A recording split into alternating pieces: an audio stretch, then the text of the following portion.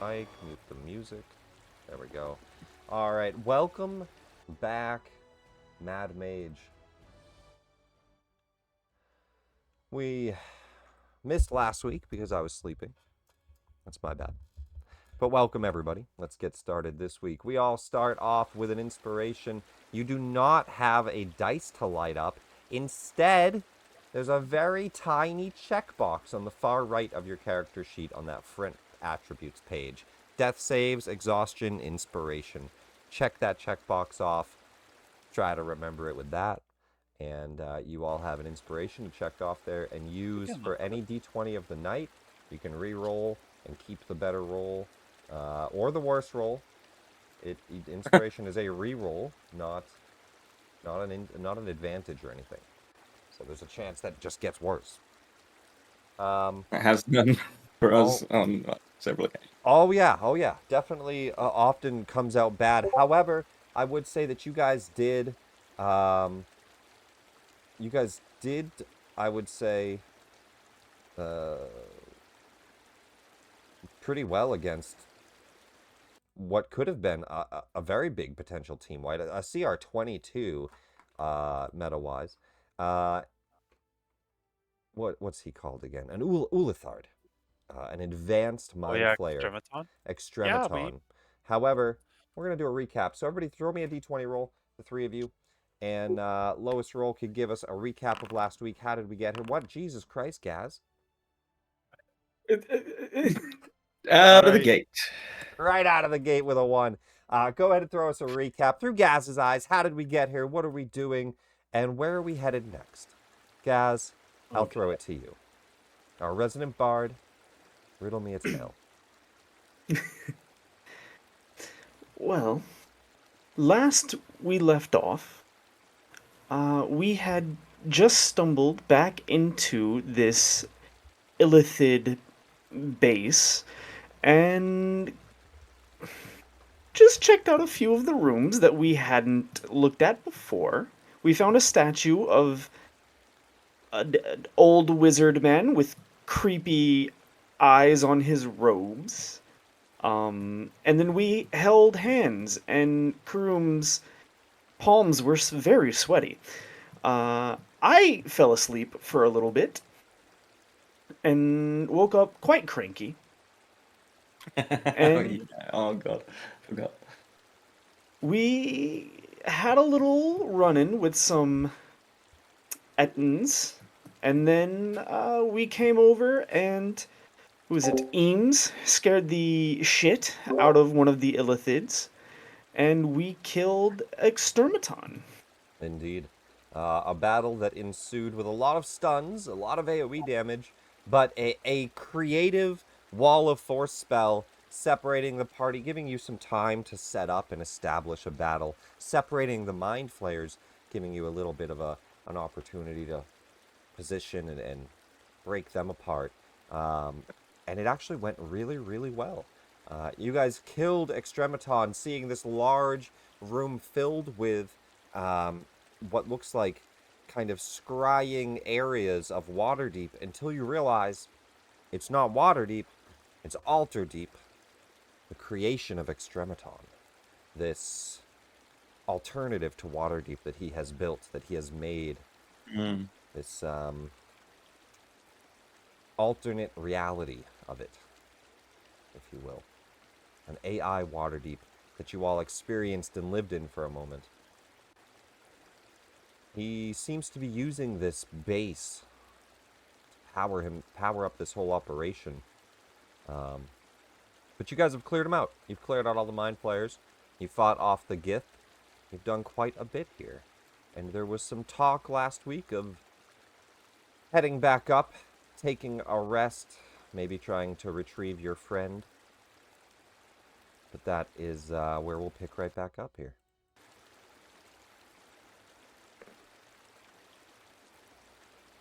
I'm going to actually inspect this surveillance equipment. See if I can suss out from it where the actual virtual reality is sort of being stored or generated. Yeah, there's a lot of textures. Let me see here. The scene projected on the back wall. looks like what Extrematon was seeing through his eyes. Virtual Durnan in an alternate version of Waterdeep.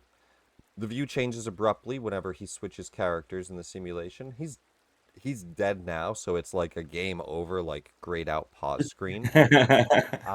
In the middle of the room, the Ulithard sits in this swiveling cocoon-like chair made of dark crystal, an alien metal, and dozens of thick copper wires connect to plates of similar metals bolted to the floor from the chair. So you believe that it's like some type of like a mind reading device. The chair is like if you've ever seen like a VR helmet kind of thing where it's got all the extra wires, like one of the first ones Yeah, with all yeah. the wires. There's Yeah. wires It's like everywhere. it's like a lawnmower man chair. Yeah, If you're a familiar with lot that of film. wires all over the place. Covered all Tetsuo the Iron Man. yeah. The screen kind of flickering. It looks like it's made of crystal. The thin crystal stand near the throne holds a black metal staff that is shaped like a warped alien spinal column. And I would say you guys wouldn't know this any other way, so I'm just going to tell you. It is Extrematon's extractor staff. The only thing it's good for is extracting his brain and turning himself into a elder brain. It evolves Like him. when he needs to liberate his brain from his head cavity. Finally, Yep. that's what he uses. The extractor staff will evolve him, or would have. However, he did not get to that phase. He wanted to complete other goals first. He got preoccupied. And as he leaves the throne, the machine shuts down too. So, like, as he's not sitting in it, it's just this grayed screen. Oh, so do I surmise that like he was the one generating the virtual reality? Yeah. Ah, neat. Well, at least we can be sure that there's no one, left inside, screaming in a virtual oblivion forevermore, left on. That's nice. Didn't they all die? They did. Well, the yes, the living ones. That was nothing to do with me. I hasten to remind everyone. That was true of there were people in there, according to you. But as I understand it, there were also just lots of VR agents. Who knows whether they had any kind of agency or self-awareness? And if they did, well, imagine being trapped in fake Waterdeep forever. I like the place enough to not want Karum to destroy it, but your whole life can't leave the walls. Sounds like a nightmare. I find it very strange for something created to be self-aware. We're extensions of Extrematon. No? Well, I could think of people as the same. I mean, Guardian was literally created, but he seemed to have a fair degree of self-awareness. And, what are we if not what you described, but of our parents, The next... I'm rambling. Portia will just kind of look over and say, well, I mean, we cleared everything out of down here. I think that just a little further is where the Moonstars wanted us to search. When you're all ready. Give me a moment, and I'm gonna make some detailed sketches and notes about this chair and stuff. And then, I'm gonna go over to the staff, and I'll be like, I don't know what this is for, but I'm pretty sure it's nothing good. Still, perhaps we should take it. For posterity. I did hope to open a museum one day as well. Good display piece. Just gonna pop that in the old portable hole. Alrighty. Sorry, I'm shutting a whole bunch of doors that need to be shut. But we're not there yet anyway. So, I'll fix that after. What's the party do? Giles. Lead. Yes. The Githyanki party members we had previously detested me eating illithid. What do you concur? Well, I mean, as a personal rule, I tend to not eat sentient creatures, but mind flayers are ugly and evil. So I'm not sure how much I personally care. I'm certainly not going to stop you. As Aprok will just reach down and just cut off one of the long tendrils. Curious, April, why did you care what I thought on the matter? I desire to see different opinions. Hmm. If I didn't know any better, I'd say you were coming to respect me. Maybe even not want to murder me for Willow. So long as you are traveling deeper in the Undermountain, I prefer you to be alive. Give me either Oh, a That's so nature, sweet. a nature or a survival check before you eat the mind flayer for flesh. I'll do a survival. Oh yeah, I didn't do my due diligence. I could probably have given it one of them as well, but to answer his question, 31. I think you.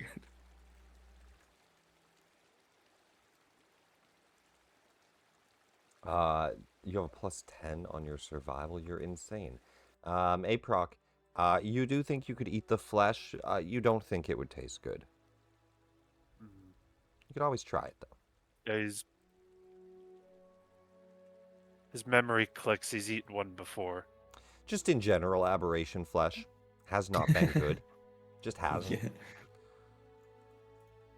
It's got like a black kind of syrupy blood that it just does. It's not. It's I reckon not it would be great. bitter, like No. really Kind of bitter. chewy and You bitter. do have a and- point. yeah.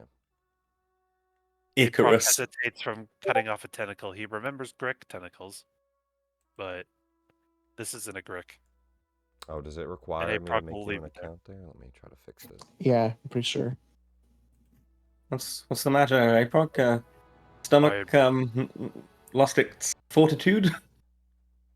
I remembered trying illithid tentacle before.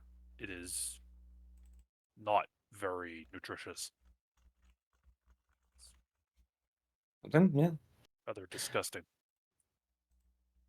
And, you know, the not eating of an intelligent being is also good.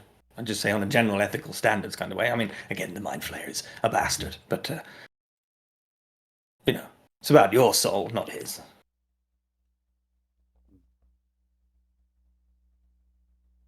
Okay. If it warms your concerns, I do not eat living humanoids. Oh, yes, that really will help me sleep a lot better. Thank you. Nor do I kill them to eat them. So if they're already dead when you come upon them, they're fair game, is essentially what I'm hearing. Indeed. Well, if they ever thought once, I would urge you to maybe not. It's a little bit off. Portia, you said, you know where we're going. Well, we all kind of do. It's why I was hired to go to the Undermountain to begin with.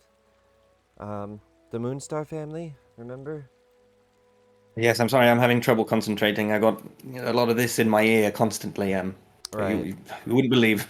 Well, they hired me and us to head to the Undermountain to try to save, Gleister. He was a bronze dragon. From what I've gathered, from what they say, the other half of their family, they got banished from Waterdeep some time ago. And, well, I guess they're Shar worshippers, and they live down here now. Looks like their dragon's been corrupted by the Shar worshippers. So us, are hired to go get rid of them. Pretty simple. Never understood Shah worshippers. They're all like, embrace the shadow, It makes you, makes you better in some way, and then they inflict shadow upon everyone. It's a little bit of a racket, don't you think? It's definitely not my favorite religion. But it's, it's all about balance. There's good and bad gods. Well, he needs to be dealt with or freed of his corruption, one way or the other. Well, I think they want us to save him if we can, but we'll do what Yes, we have well. to. But I don't know if any of you are really ready for that right now. Do you want to head back up, or? Is this down further, you assume? Everything's down further, right? If it is That not on is the how correct floors floor, tend to work. Well, yeah, but they might have the dragon stashed up here. I don't know. I have no inkling where this dragon beeth. Or is. I think he's further. Well, then I think we're going to need, perhaps, some more muscle on the mission. you know of an ally. Several, perhaps, but I'll need some time and have some help. Any of you good at jigsaws? Rainy afternoon, sit down, quiet. Make a picture of a potted plant or something out of. No one's ever done a jigsaw. I have seen one of those weird wobbly metal things with teeth. Is that what you refer to? Oh no, not a saw. Yes, I see the confusion. You see, it's a puzzle where you take a picture, you break it down into smaller chunks, you shuffle up all the chunks, and then the challenge is placing it all back together again. But it's named after the device used to create it, a jigsaw. So I can see why you'd be confused. But no. Anyway, this is all beside the point. I just need to know whether any of you are good at putting things together from a large pile of, bits of that thing. Because that's what we're going to have to do. That's where the backup lies. In this bag of gravel. If it would require a medicine check, I am proficient. No, it's more intelligence-wise- crafting. Intelligence-wise, I am slightly above average. I mean, I'm patient. I can help. I think she's hit the nail on the head there. I believe that would be the prime characteristic necessary. There's really no skill to prepare you for having to put a statue back together, or two, sort out the parts of them, then put them back together from hundreds and hundreds of pieces. Sounds like a You do collage. You do not Um, bother to separate the pieces.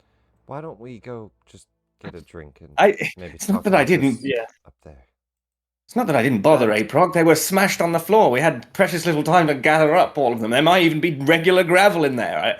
And collage, no. I believe she would be in quite some agony if she were to be revived after being collaged together. Bits of violence in her, bits of actual gravel embedded in there. No. We have to be meticulous. We have to be fastidious about this. Fortunately, that's one of my worst qualities, so we'll be good. Yes. Shall we return up topside? Let's walk Yes. and talk. Smells like aberration here. You guys head on up then. You have a couple of routes, Giles. I mean, you can take these teleporters and get there pretty quickly, or you can just walk. Might take you a couple hours. But the teleporters might make us all disagreeable. Like The we got the teleporters runes. might trigger a Hallister rune to use one, but you could teleport yourself up quickly. Oh! I have teleport. I have teleport now. I've had it for a Giles, while. You gather the group together to start to cast teleport. I don't think that we've dealt with this yet. I don't think we did. Oh! It doesn't work. We have dealt with it, but not in the context of teleport. Plane shift, you told me also a couple of times in various ways, doesn't work. So I think Giles would know from before. He wouldn't he'd start gathering everyone and then oh god, that's right. Walking. I guess it's walking. We could use Anyone a else teleport. hate walking? I would rather not risk passing by Willow's Grove a second time. Yes, I run. Sounds like we all want to use the teleporter. Sorry, the player took over. I do concede that it would avoid Willow's domain, where I am the only remaining public enemy number, whichever number she put us at. I assume 1. Since she sent Aproc here to kill me. You and Alasha are the only ones, remainders of that party that still live. Yes, who knows where she is? Got the hell out of Dodge. Probably the smart thing to do. She is not in the Undermountain, and that is the only thing I am certain of.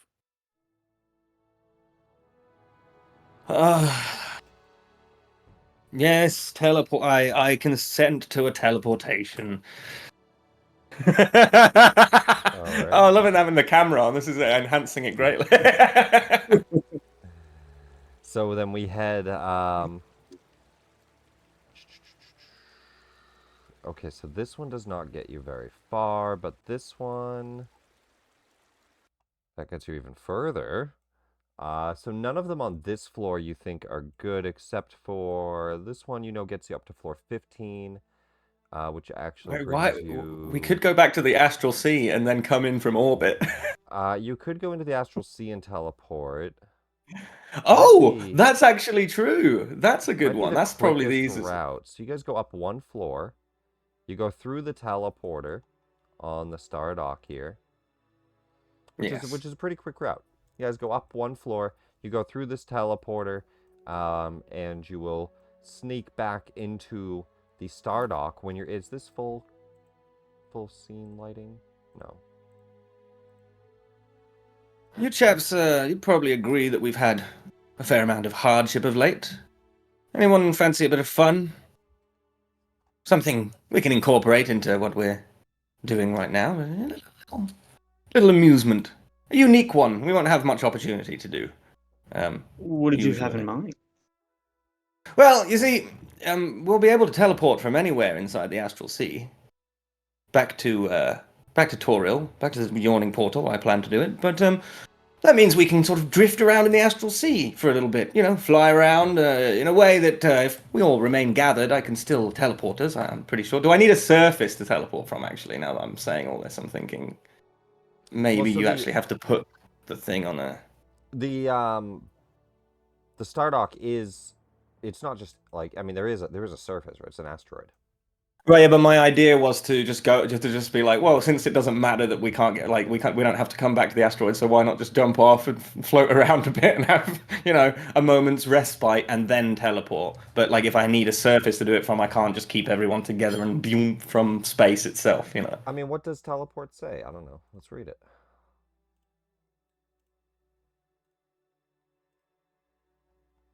Let's read the spell real quick here. Oh. It's a verbal component. Transports you and 8 creatures. Single object that you can see within range. Must it fit in a 10? Yeah, it seems like I could actually do this. I don't see I just any thought reason you can't teleport in mid-air. I think maybe I'm thinking of teleportation circle, of course. Where you need a circle on the ground. Yeah, no, I think you're good here. You could just teleport. Brilliant. However, that being said, if you guys head up into the Star Dock, you're floating now behind Saloon, the moon of Toril, as the asteroid's just kind of slowly drifting. As you all kind of just make your way to the dock here and you look out,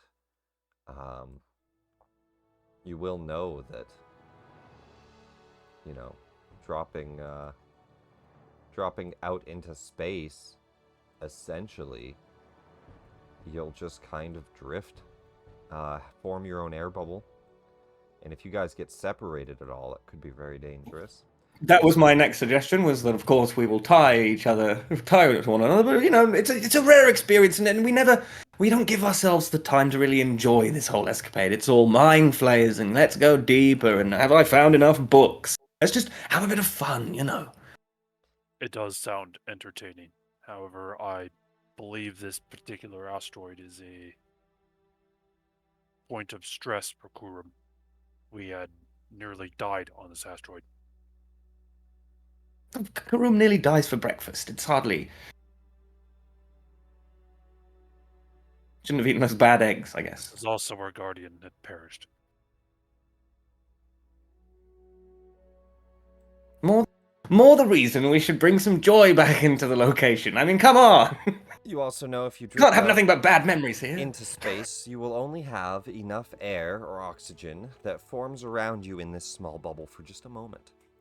You'll have maybe a few minutes. 10 at most. Yes, and I'll teleport us when we start to get woozy. It's the perfect plan.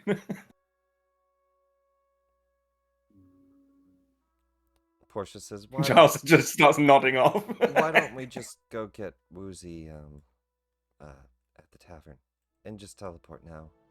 I mean, space is pretty and all, but yeah.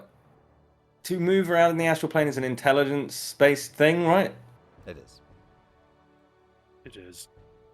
But Oh, not while you're on the asteroid, right? So if you get out of the asteroid's bubble, you move around with intelligence. okay.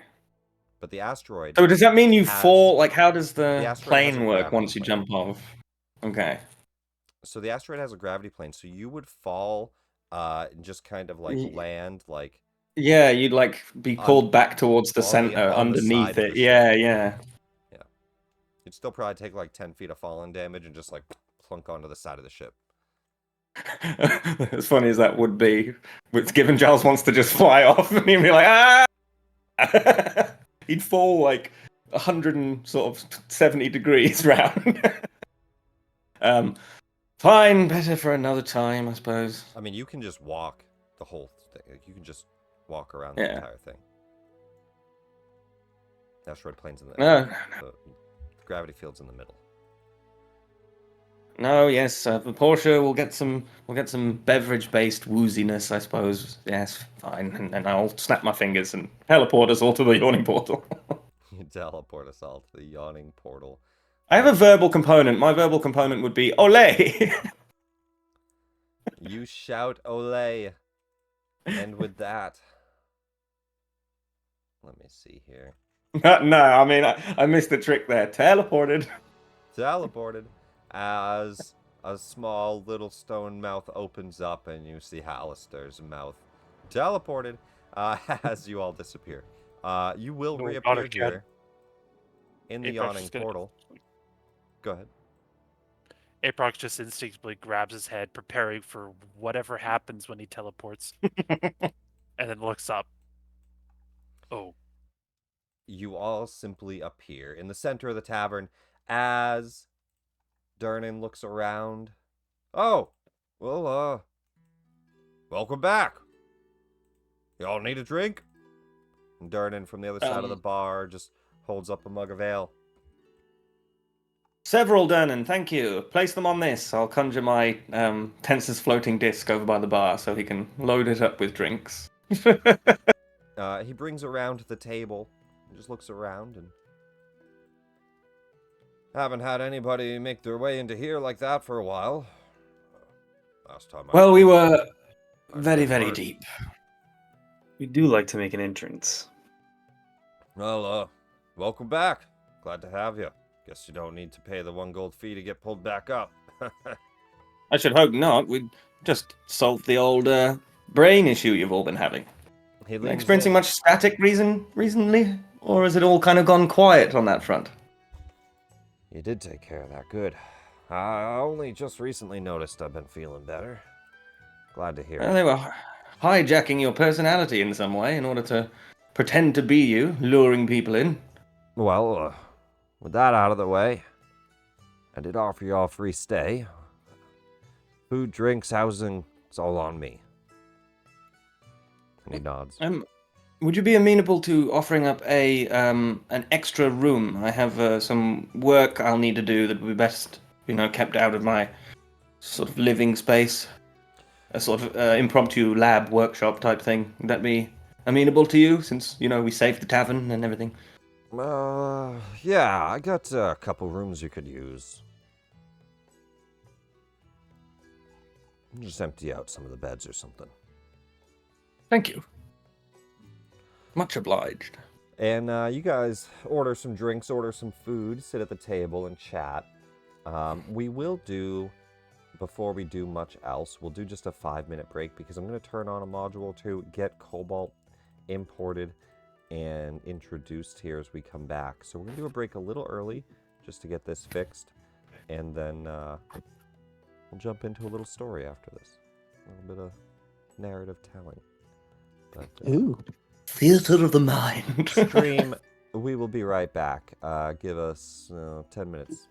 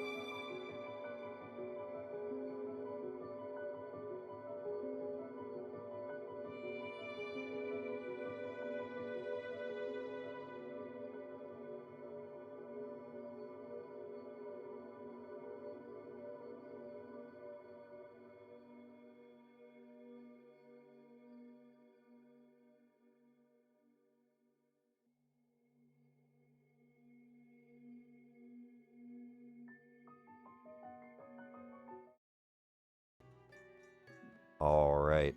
Welcome Room. back. I have a question for Karu. Yeah, you all sit down at this table for a moment, start to chat and have drinks. Darnan brings you all over a mug of ale, and let me know if I can get you anything else. We got plenty places you all can, sleep, do what you need to do, whatever it might be. We'll get you a private room set up, Giles, and again, he leans in a little quieter. Appreciate you all getting rid of that mind flare threat. Keep that on the hush-hush. I don't think that too many people need to be worrying about something like that, Are you quite sure? It's a very good story. He looks over at the other side of the bar at Three Strings and Volathamp, and he says, yeah, let's keep it on the hush-hush. Well, I wouldn't tell it to that hack. I point at Volathamp. No, he'd butcher it. This is one of those stories that doesn't need his needless elaborations. It's plenty interesting. So no, I shall be writing that story, I'll tell you that much. He says, oh, you're a writer. You'd be surprised. I think Volathamp's pretty amazing. Well, no accounting for taste, I suppose. Another one of these, please. I've already finished the beer. He goes and orders you some more food, brings it all over, but he'll be at behind the bar there. Now, Karum, what do you know of the Blood War? Have you heard about the Blood War? I think it's something you'd be interested in. I have not heard of this blood war, but sounds interesting. Tell me of it.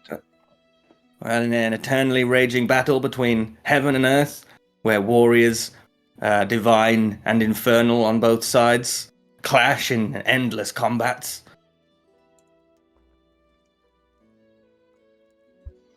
I'm intrigued. Yes. You want to see it? Sounds epic. See it? You telling me? Yes, we're firsthand. Witnesses? Well,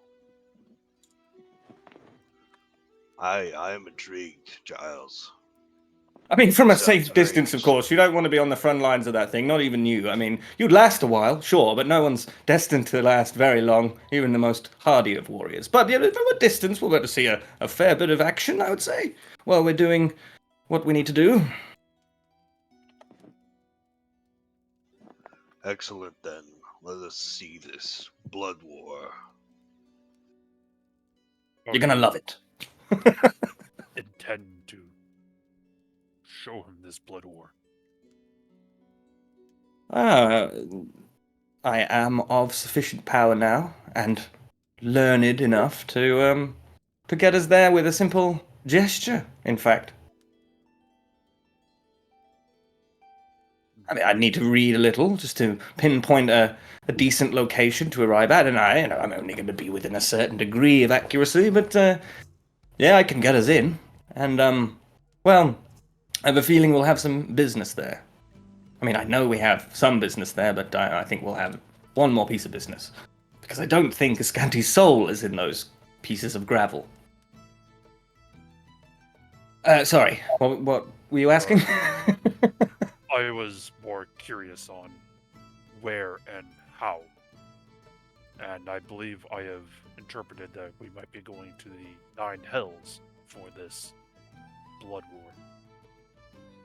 Well, not for the Blood War, nearby it, but, everywhere's nearby the bloody Blood War. No, we're just going to Avernus, I think. As I said, I have to read into it, but once I know, I'll let you know. One of the Nine Hells.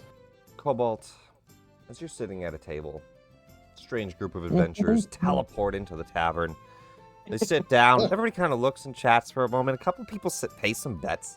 You notice they seem to have money on whether or not these guys come back. Oh, yeah, that's right. And quite a few people are disappointed as they teleport into the dungeon. You say, and some noise in the background as people are complaining and paying off debts. God, the wizard lived? Another person says, I swear I heard he died. He says, well, he's alive. He's right there. Pay me my 200 gold. I actually love the idea that people could have both won and lost bets on me, like twice. Like, Just some guy And like, they could have damn it, been opposite. he checks his pockets. Gonna have to get back to you on that one. I already spent it. He was fucking dead. But after a little bit of time, all that kind of calms down. You overhear a little bit of their conversation. But before then, Volathamp. He wanders over to your table and he leans in. He says, "Ah, Cobalt." Great. Hi. He leans Hey. in. It's good to have you in the tavern again. I take it you're here for a reason? Nope. Just celebrating. Just celebrating. Mm-hmm. Ah. No more high tales from the realms of the unliving?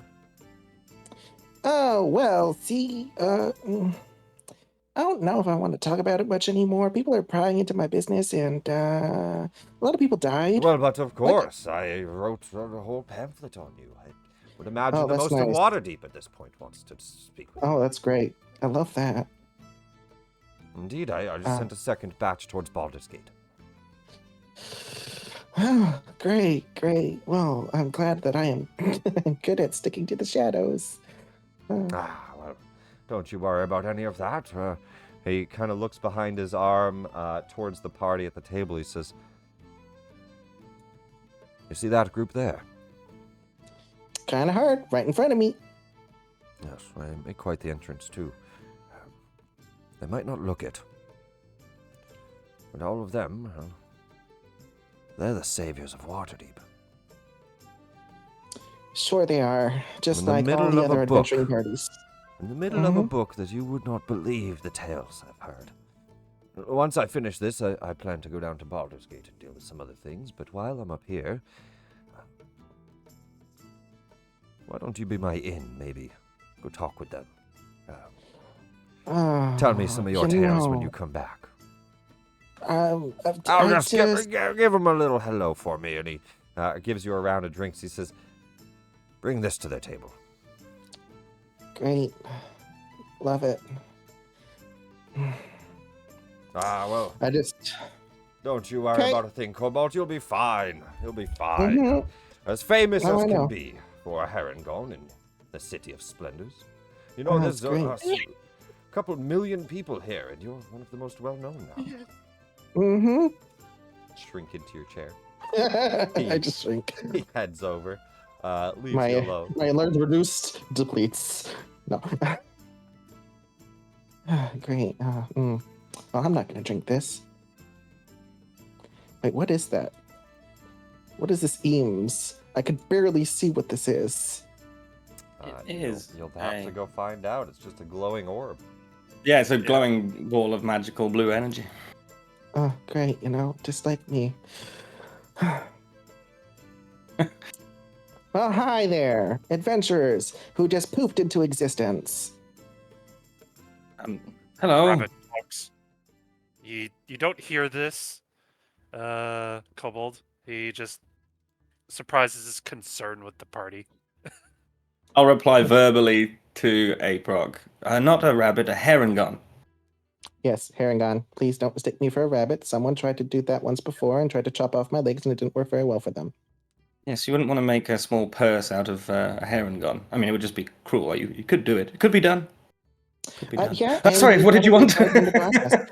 No, I'm just here to drop off this ale that that freaking Bello felt so necessary to give to me when I don't drink. It's so nice.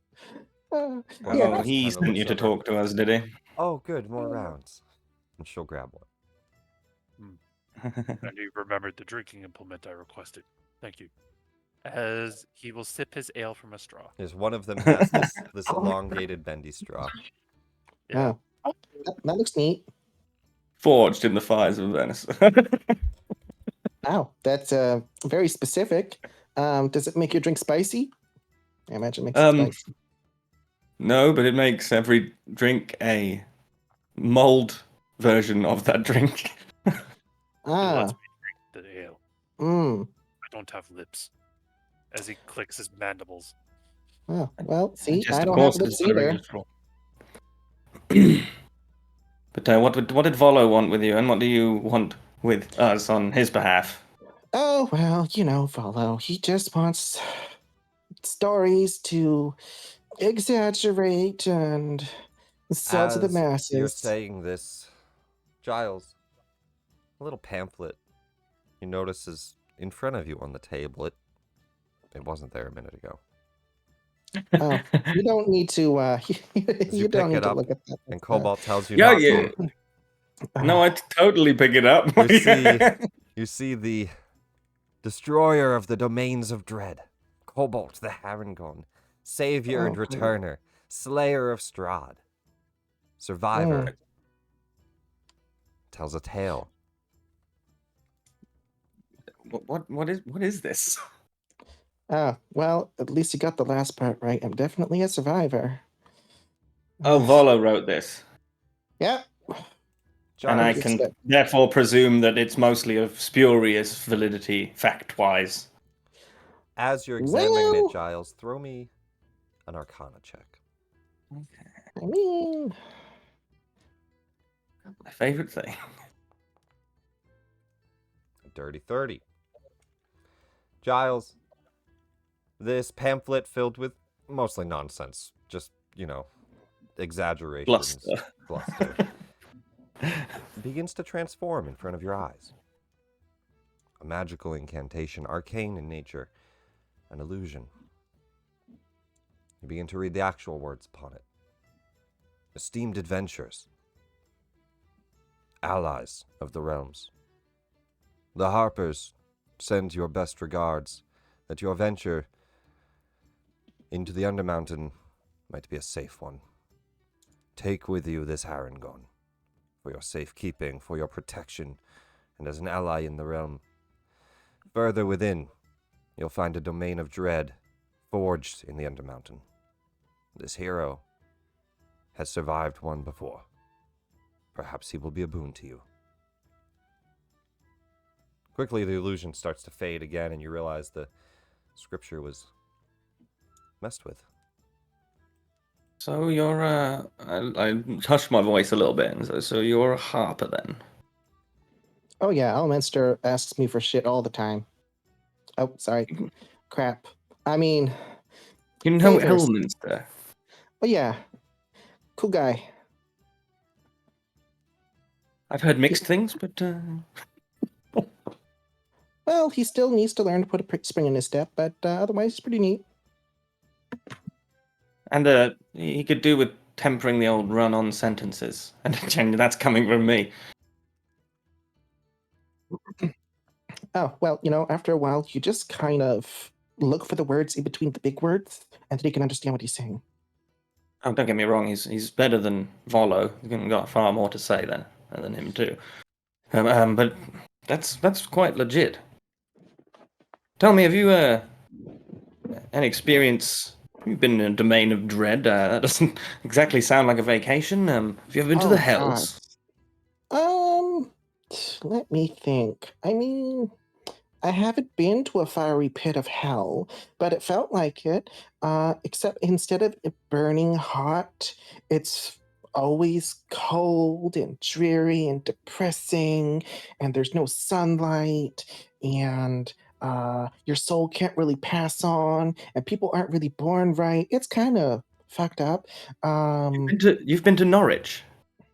No, I don't know what that is. Do I know what that is? It's a joke for the British people that aren't here. Oh, you don't know what. I'm not a Norrington brat, sorry. And Fucking wish Alex was still here. He'd have pissed himself. He would have liked it. Yeah. Portia leans in and she just says, "Are we?" She's a little bit drunk now. Are we actually going to hell? I believe, as far as that goes, I am. Karoom is. You are welcome to come along. I don't think you do too well without a healer down there. That's very true. We'll also obviously be providing you with ample compensatory gold for the pleasure. It's it's no walk in the park. It's literally a walk in hell. So be paid accordingly. Yeah, Right. just make certain you're wearing non-flammable equipment, because Oh, that fire down there, is there?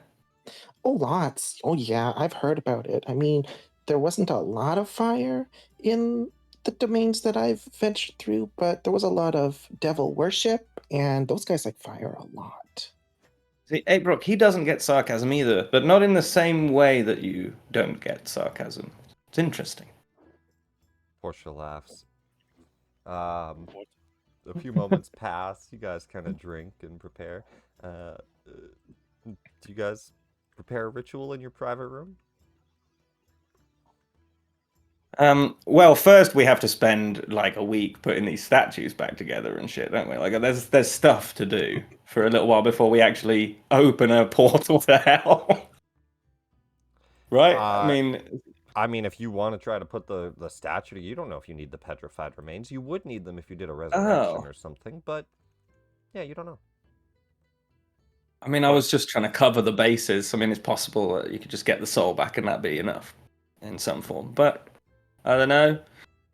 I feel like Giles would cover every base. You're going to go to hell. You don't want to do it twice because you forgot to do something the sometimes first time. Oh, bloody hell. Gotta go again. You spend a few days just repairing, rebuilding the statue of Iscanti, the petrified remains, and the party, I imagine, assisting and helping. It's probably a rather meticulous task. Yeah. You might even have a few pieces missing that you're like, I don't know where this piece is, but, she'll live without a part of her thigh. And Yeah, we'll just have to heal that, whatever it might be. And you kind of try to put this whole thing together. Throw me a straight intelligence check. And I'll say while he does this for a day or two, is there anything the rest of the party does? I'll go one by one. Kurum, what would you do for a day or two? Would you head back into the Undermount and just, talk with people? A critical success. We'll deal with that in a second, Giles. Kurum, what would you do for a day or two? First, I would stare at the heron gone hungrily, because I've eaten many of his kind in my day. I've had crab too. You look at the Hangon and just think, rabbit is pretty good. Oh, I will no, say, I've- Harangon, you probably have not seen many, if any, of. But rabbit, plenty of rabbit. Yes, rabbit. Yeah. I don't think he sees the distinction, does he? Poor old Karoom. It's I talking mean- rabbit. But yes, I suppose if there's an opportunity, I would go down and speak once again with my Lord Doomcrown and see what my Lord requires of me. All right, yeah, you will spend a lot of the time in the Undermountain just chatting with Doomcrown and preparing. Aprok, what would you do as they piece Iscanti back together and hang out up here? What does Aprok do? Other than, I mean, they're I'm gonna planning. put this in fine air quotations, helping.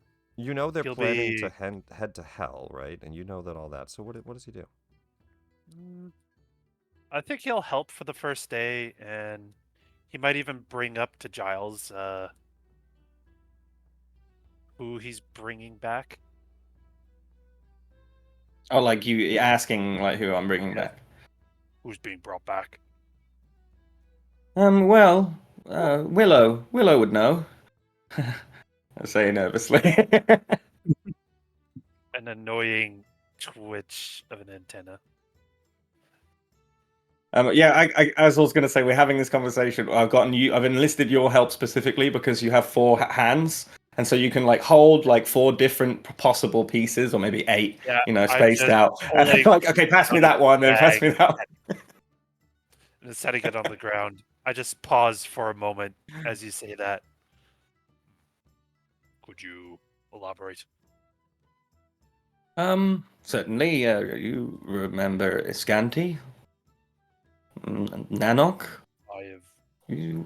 Well, you don't remember Iscanti, but you remember Nanoc. We I solved the old dragon issue together.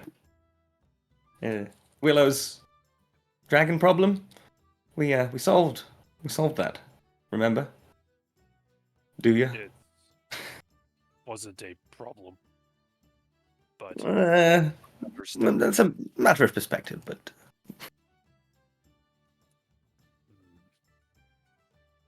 I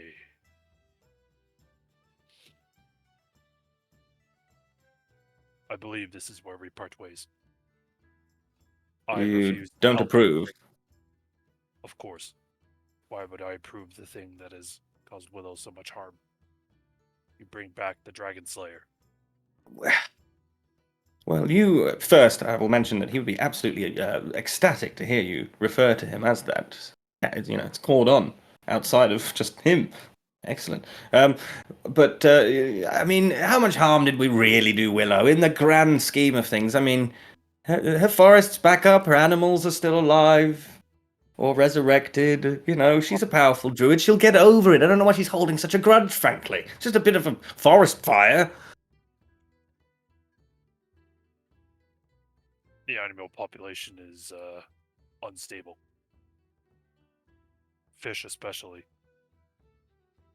Well, far be it for me to suggest a solution to fishing problems that is not a dragon. He will. But Are you certain? Bring me a dragon, and Willow might forgive you. well, I don't have a grown dragon, and even the one we do have is evil, so we'd need to stick a sword in its head. And you know, it's one thing to do that in a fight with some adventurers, but it's quite another to premeditatively do that to a dragon. I mean, now that I think about it, especially a little baby one. No, it would absolutely kill the dragon if we attempted that. Why are you suggesting I skewer an infantile dragon? I'm not suggesting. I was in fact the opposite, saying why it wouldn't be a viable option. Rhetorical. You still haven't gotten to grips with rhetorical language, I guess, maybe. Sarcasm and rhetorics.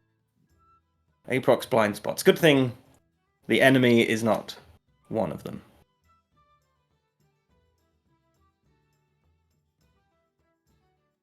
Regardless, he will put the pieces down and get up from his seated position. I will return to Willow's Grove. Do what I can to fill in the void the dragon once said. Do not return there. I will not be friendly to you. Well, that is a shame. I thought that, you know, aside from the unconventional basis for our détente, that we had come to at least respect one another. Indeed. That is why I am not trying to kill you right now. However, if Willow was... Take that as a win, I guess. Indeed. If Willow was trying to kill you, if you enter into her grove once more, it is very likely I will be obliged to help her. Well, if I do so, you can be rest assured that there'll be nothing, not even the two of you, that can stop me. I imagine. We will see. I'm sure we will see each other again, though. But I bear you no ill will, you know. Nor really her. It was just a matter of circumstance that we killed the dragon. We felt it was the right thing to do when we were drunk that time. Indeed, ale does impair your decision-making. However, farewell, Giles. As he will just, Which hand do I shake? What's the shaking hand in... One of your many. You're just like, this one. Aproc is just realizing what you're after. He just looks at all of his hands and just... all of them. He just grabs my hand. You like handshake with one, and then his other hand clasps in, and then all of them just kind of clasp in around you and just shake your hand up and down. Yeah. All six. This became awkward about 3 seconds ago, Aproc. Unhand me. I had assumed this was correct. As you pull his hand. One will do. It wasn't so much the multiplicity of hands as it was the duration that was the issue. You don't let it go more than a couple of seconds. That becomes, it very quickly becomes far too intimate for most people. Yeah. A bit of time will pass here. Aproc heads back into the Undermountain. He pieces off. Yep.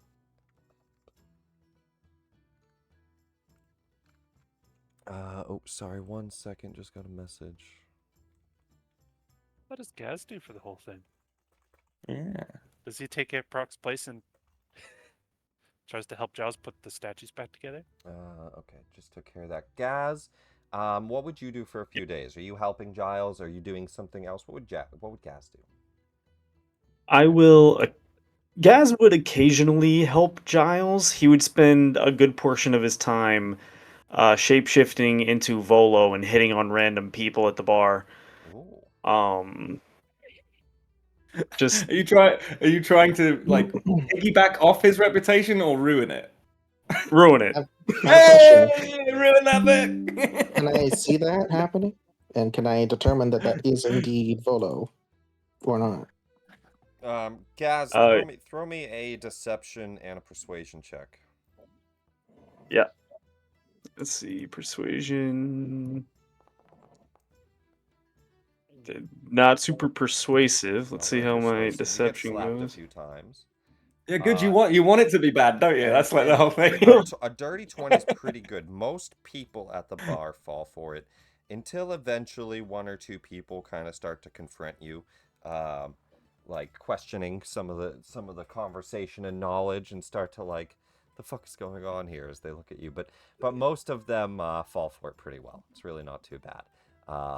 I feel like at some point I just stand next to Volo as Volo. Oh yeah.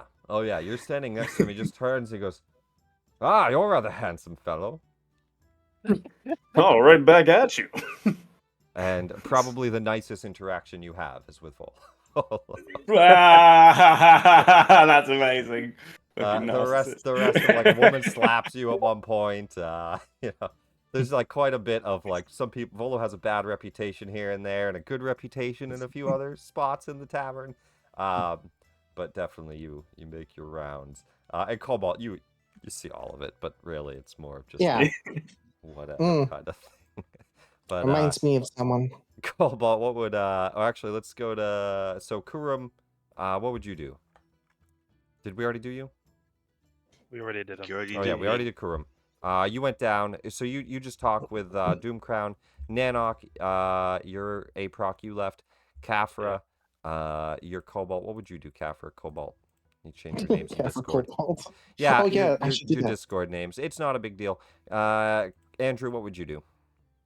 Well, I would probably shadow them because if Volo told me that I should join them, I want to see their character before I make any decisions. And so far, what with slandering a person's name by doing various actions and like discharging themselves from a party for making certain decisions of going to hell. Yeah, In they seem to be planning to Cobalt's head opinion, to hell, and they're putting together a statue of a petrified tiefling. Yep, this is totally normal behavior. You just I've met these guys. We're like, we got experienced these all of this buddies before. in hell. We're just gonna get our buddies back from hell, and then Yeah, maybe get a Quick few in and out, 10 brewskis. minutes. 10 minutes in and out. Like, seriously, this is just normal fare, at least for me, you know. But what would you be Considering- doing? What would you do? I would probably be watching from a distance. Okay, so just trailing and watching. You wouldn't be helping. Portia obviously helps when she can. She's very patient, helps you put things together. Giles just hangs out, drinks, hangs out at the table. I'll ask her like during that whether she's. Have you been to the Hells before? No. I I'm don't well think read I've on ever... it, but I don't think anything sort of prepares you for it. I wonder if we should be thinking of anything. I've never left the material plane short of the astral sea that we just went to. So This is really not probably done justice by book learning. I know that much. yeah, well, I'm actually from Reshiman. Are you familiar? No? Well, actually, I'll roll a history check. Where's my mouse cursor? For fuck's sake. scroll the mouse around. It's got to be here somewhere. My mouse is literally trapped on my iPad here. What the fuck? Oh right, the arrangement changed, so it's the like screen's I have to over go there. I have to go the opposite end of the screen to Yeah. get out of it. Okay, sorry. In history check, yeah, here we go. Natural one. You don't know I have anything about never this. heard of it. Well, it's just north of Thay. They wouldn't like you there. Like, they'd probably hang you, or just slaughter you.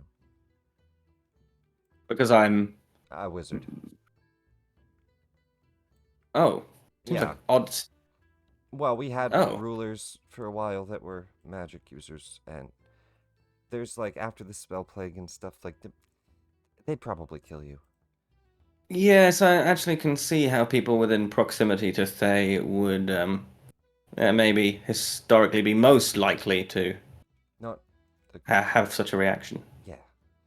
Anyway, that's why I came here, but no, I've never been to hell, so... I'm Just sure wizards then. that's what it Sorcerers, said. bards, clerics, how do they... Oh, mostly wizards.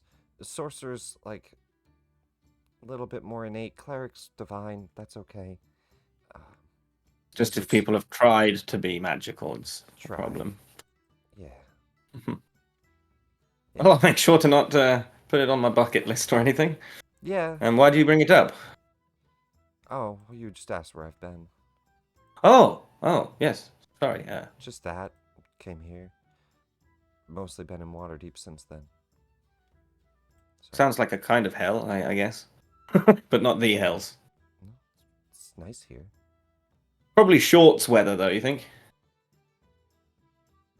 In Rashomon? No, the hells. Oh, I don't know. She Well, looks confused. You've got to imagine that it would be. I'm not going to be wrapping up warm. I guess I shouldn't bring my cloak. Yes, I mean, unless it protects you. I don't know. Haven't you ever heard anybody say cold as hell? I don't know. Well, I've heard like hell freezes over, but I think it's purely metaphorical. I don't think it has anything to do with the actual temperature of hell, which, given all the fire and brimstone, I imagine is This quite searing. conversation zooms out as you chat about the temperatures of hell and pack suitcases preparing to go. Giles, duffel bag. you spend a little bit of time making a magic circle. And the party gathers here for those of you who would like to in this private chamber. The Asmodeus Circle. Now I will add Dun, dun, dun. Cobalt, who's not on the map here. Cobalt, would you join them? Or am I? Aproc left. So Cobalt, do you join them on this venture as they kind of... Giles, you set up 5 chairs. You set up a pentagram summoning circle. And you guys all have this little private room. You sit down at each of the chairs, prepare to, like, do the summoning. Cobalt, they kind of gather together. Do you go with them?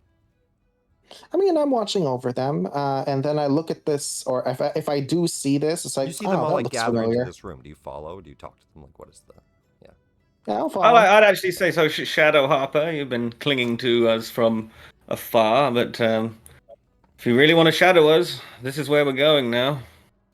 Well, If you're not coming, I suggest that you stay clear. well, it's not like I haven't been anywhere like this before. Oh, you missed a little spot right there on your circle. It's a little smudgy. You should make that clear. You don't want to be sent to somewhere that's not, where you want to go. Cobalt, roll an I'm Arcana not. check. You I'm don't not. know what I'm talking not. about. You have a +0. Roll an Arcana check. Giles Yeah. does, and he's like, "Oh, the this is just red paint. It's for decoration. The spell is entirely innate to me. Oh, Look, and I just smudged it all off the floor. I just did it because it looked cool. I thought it would, set the tone or something. The high back chairs are also completely unnecessary. I had Dernan going around for like 2.5 days trying to get these things. Oh, Portia- totally unnecessary. Portia looks over like, we didn't have to bleed on the floor. yeah. It's Well, not you are blood, missing it's some intestines and Did you some. did goat you actually sacks. cut yourself on the floor? She's been like cutting her hand and just like drawing the circle with you. Well, I do apologize. I did not intend for the ruse to extend that far. No, I didn't bleed on the floor. This is, as I said, paint. It's Oh, just for and effect. she just wipes the blood off of her hand. Mage is just a blood of trees and plants. So Kurum, And rocks. I take it you're going with them as they get you, right? Yes, I would like to see these people alive rather than dead. this is a cozy chair. Gaz, any objections from you, or do you go with them? Not only am I gonna go with them, I'm gonna cast Find Familiar. And I'm gonna bring my imp with me. His name is Gur. He's a jackass. The way you're summoning him to the prime material plane to then immediately take him through a portal back to Avernus. How do you spell his name? Gir. Gur. Got it. Grr. Let me give you access my to God. Gur here. Grr. Make him friendly. Update. Ownership. It'll be Seth. Owner. Save. You spend a small moment doing your own ritual, and you summon Gur. Kind of lands on your shoulder. He looks out and says, what the fuck? Did you fucking summon me here just to bring me back? Yeah, I thought it would be a fun little prank. Why are you making light of this situation, and why is it so hilarious? He lands on your shoulder. Why are you heading back down to hell? Not not looking to talk to the boss or nothing, are you? Kind of gulps. Which one's No. your boss? Zariel? No, then no, I don't think so. Oh, good. Alrighty. Yeah, we're just doing a little prison break. Oh, prison break. Soul retrieval. Soul retrieval. Let's not get carried away. Hey, I'm always up for a good old prison break, you know. Let's go. Yeah, well, then I wouldn't wish to disappoint, because I don't know if they're even in a prison. A prison of a metaphysical prison, perhaps, but that would be Avernus entire, and we're going in there. Giles, So, in that sense, do you begin the ritual? I interrupt myself to begin the ritual. Yes, I do. You argue with the imp for a minute. No, it's fine. It's fine. I like the idea of him. No, I liked the idea of him getting sick of the argument so quickly and then just starting the ritual. Like, I doesn't even put the phone down, so to speak. He just. As you begin the casting, a portal begins to form and suck all of you into it. You feel your bodies being warped and pulled. Ooh. As you're shifted from this plane to another. As you step through a fiery hell portal and look about, you see corpses strewn about the battlefield, impaled, burning, dead on the ground. The crumbling infrastructure of hell. This elegant structure, it almost looks heavenly, but destroyed and crumbled and filled with lava, where there would normally be like flowing pools of water and rainfall. We have instead Very cool. lava and ashfall. Let me add cobalt to the map. Well, let it not be said that it's not a fixer-upper. Do I get bonus points for? I'm assuming voice delay, bringing up the description as it appears. No, I think it was roughly synchronized, isn't it? You know, it's No, paced for reading. me at least, it was literally right as he brings up the corpses. Yeah, it was. It was like a Dark Souls intro. The loathsome dung eater. You know, I felt giving me those vibes. Yeah. You Amazing see a large spanned bridge that goes out to a citadel sitting in the middle of lava. I'll give you guys all a moment to kind of... What do you all say? What do you do as you appear here? I'm gonna try and... This was probably a palace of like the armies of heaven, right? And it's been ruined and just, left to ruin by the blood war. It looks like a celestial, holy place that's been just decimated and changed. The statues, though almost look like angelic figures have twisted horns and demonic grins. I'll pat like Karum on the back, like pretty much as hard as I can, because I know that's the only way I could even make the effect. Just for like, there you go. Right, bang smack on the doorstep of the Blood War. Look at all this devastation. And something Well, that they you would cleaned up see in the last time. distance, I'm going to add it to general chat because I can't add it to the game here right now. I'm going to add a couple images of the Blood War just for you guys to get a sense of what's going Yes. on in some of the other layers of hell as you make your way through. You see what looks like the first layer. You guys are all the way on the 9th layer. The portal has just like shoved you all the way past. You see all these layers of hell. The first layer appears to be the Blood War. Where there is just this huge, massive war undergoing between demons and devils. And you quickly get a glimpse of some of that.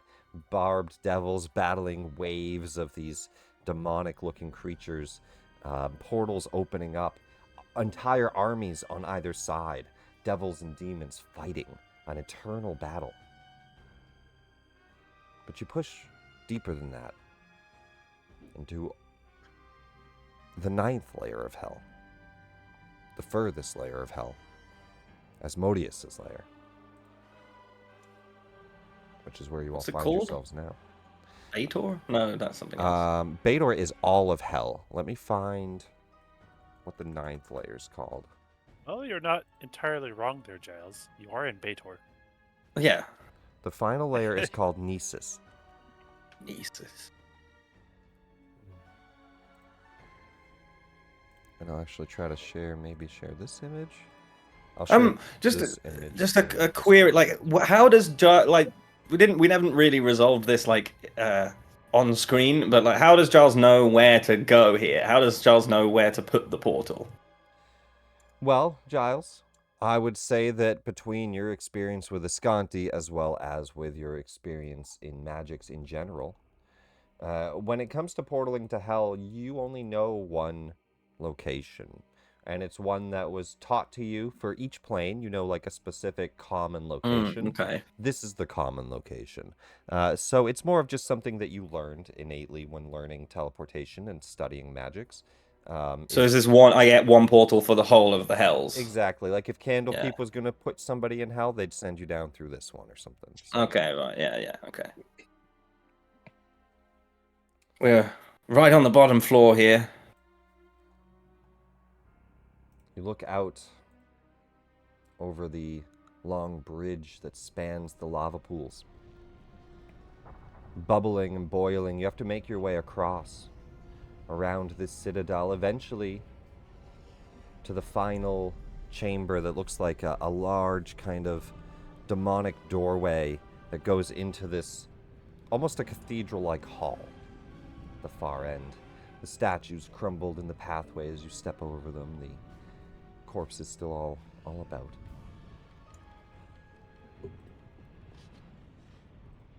We'll move us to the final scene here. Cool, that stuff. The Well, party when in pushes hell.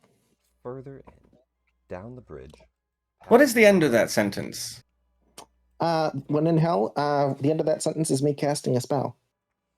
When in and hell, cast a spell. Yeah. Why not say the whole thing? It's delightful. And I'm gonna turn into a devil. And then I turn to Eames. Shut up, old man. It is delightful. Let me enjoy what I enjoy. I'll You just turn- cast disguise self. You disguise self into a devil. What kind of devil? Just a little imp with broken wings. And I will shape change into kobold. Ah! Wait, brother. So a devil get down here? appears, and then Cobalt appears. I thought I left you upstairs. I mean, in the mid. I mean, huh? Wait a second. So this is the vibe we're going for. Just we'll confuse the prisoners free. Yeah, right? You're definitely confusing me. Jeez, that's so weird. At the far end across the lava pool, you hear a booming voice. Welcome to my realm. Oh my Sitting god, I think that's Asmodeus. on a stone throne, towering at about 25 feet tall. Huge devilish horns, glowing red eyes, and a ruby red rod that he holds in his hands. He doesn't get up, he simply is sitting down, leaning back in his chair. Step forth, mortals. It's quite far. It might take a second. Hold on. And just like slowly walk. Nothing but silence and footsteps for like a good minute and a half. As the party makes their way over. I just hide behind whoever's the biggest, tallest figure. That would be you, Be as in devil Kareem. form. Oh yeah, you're Well, I'm just a little imp, right? Oh, you're an imp, not a big devil. Okay. Yeah. Yeah. Karoon With is the broken biggest. wings, so I can't fly. Ozzy, baby, it's wonderful to see you. As Gaz, as you approach in Cobalt form, and Cobalt, as you approach in imp form, he just waves his hand and the illusions fade. Oh, He says, Oh, there goes the don't fun. turn on that. "There's no reason to hide yourself from someone of my level, of my Oh, wasn't- power, of my It was- presence. I'm quite aware of your souls and your face. Man, I'm also quite aware of why you've all come." I And you kept it ready. see, for just a moment, you hear a, "Ow! Ah!" and then you hear, "Stop it," as a door opens and two figures walk out. Yeah. Oh, what? They're already. I'd spent like 4 days on that statue. For God's sake. Nanoc and Iscanti, a tiefling with small red horns and brown hair. She wears just a light black robe and carries a wand. And Nanoc, a kobold, wearing a dragon skull on his head, it would appear. And he has a large axe. I think after a moment of like, oh god, I put the statue together for nothing, Giles will then excitedly move forward. He assumes Asmodeus might stop him because he seems to like being in charge of the situation, but I am going to move until told otherwise and be like, friends, it's me, Nanoc, guys. you've been locked in hell. Oh, who left? Gaz. I Uh-oh. lost Gaz again. He's No. having some connection issues. You remember your old pal Giles now, don't you? Gaz, you good or DCing? Yeah, I'm good, Good? now. I Okay, don't know okay. what happened. No, you're good. Just Of course. saw you DC a couple times there. Nanoc, you've been locked in hell for a while with Iscanti. She's fully alive down here, has been trying to come up with a plan to get out, though to no avail at the moment. You guys have been stuck here dealing with the politics of hell. Not the most fun time, to be quite honest. You're either being tortured or you're dealing with people that are being tortured. For Iscanti, for the most of the part, she is kind of a torturer down here, and you are kind of seen as her ally. So you're not necessarily one of the people that gets tortured down here, but definitely not. Definitely not a friendly or fun place. And Iscanti, when she's not working, plans most of her time on how to leave, though to no avail. The other thing that you find out is that Iscanti directly gets her powers from Asmodeus, which you already kind of knew, at least that she was Divine Soul. But at this point, you're fully aware that the person who has empowered you, as well as who empowers Iscanti, is the devil. And she kind of looks out. She looks over to you for a moment, sees the whole party. She says, Look, Nanoc, it looks like Giles has killed everybody except for himself. Hi, Giles! And she waves from afar. Oh! I don't actually have control over Nanoc. How I'll far give you away am I? ownership here. Hang on. Yeah. Because I have, Nanoc's very scrutinous right up until he gets to about 30 feet away from him. There you go. Should have control of him. There we go.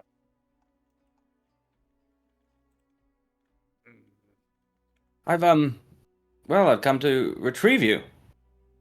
If such a thing is metaphysically possible, I suppose. Asmodeus laughs in the background and he says, anything is possible if I will it. A soul to be taken from my realm deserves a soul to be given to my realm.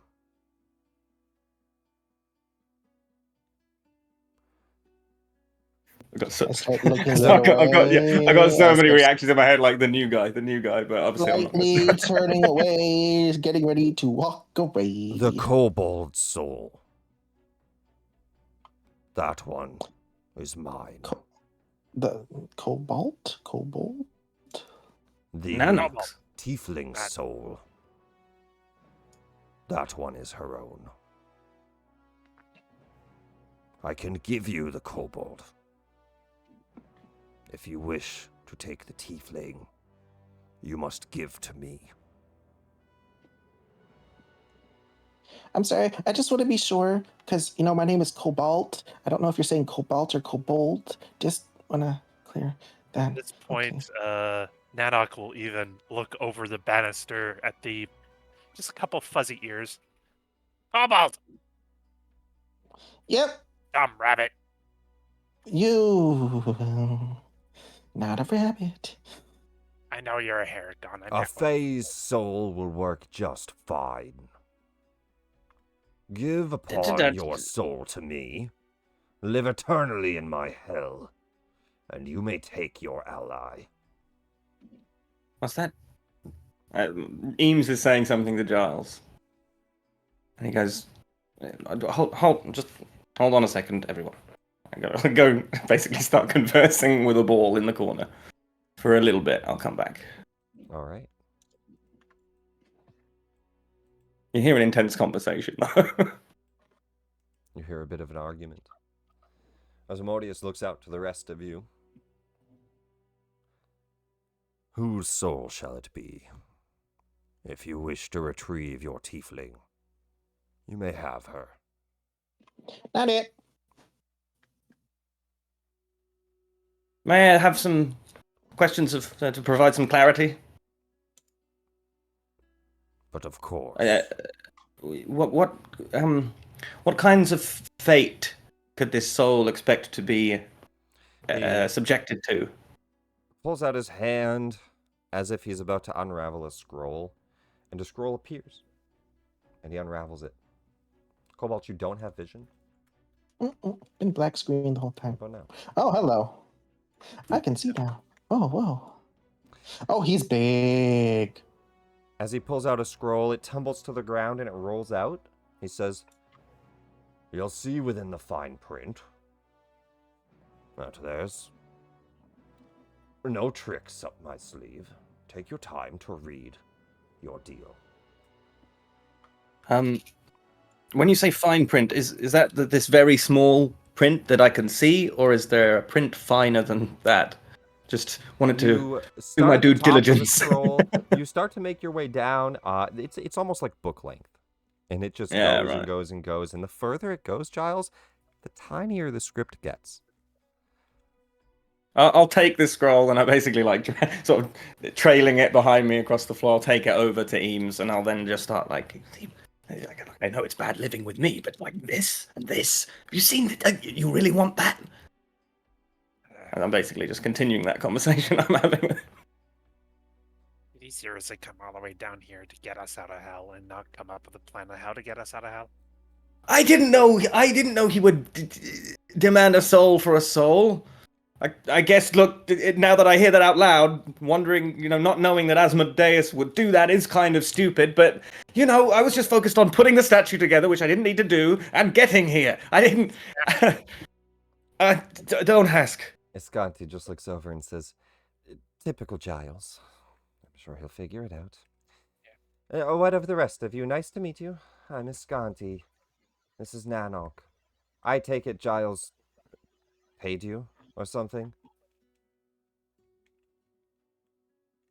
Yeah, of course he must have. Why the hell I'm would just you here follow for me the scenic route, just looking out. Just... She's talking Kurum. to all of you. Yeah, Kurum, Gaz, Cobalt. Kurum doesn't even oh. address her. Looks instead to Asmodeus directly and bows his head.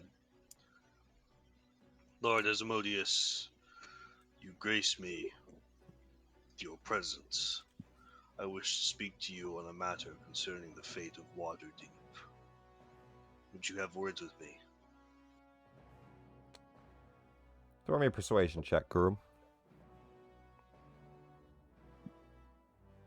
Oh my fucking god. You're breaking the devil into this.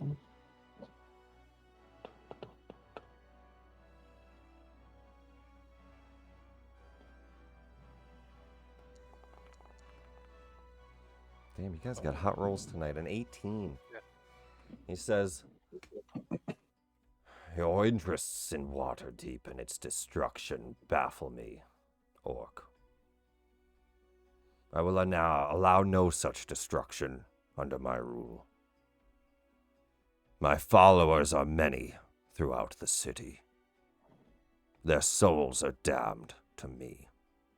Your murder, your destruction, I've no interest in it, unless their souls somehow are bound, contractually. Should you be interested, we could devise a plan.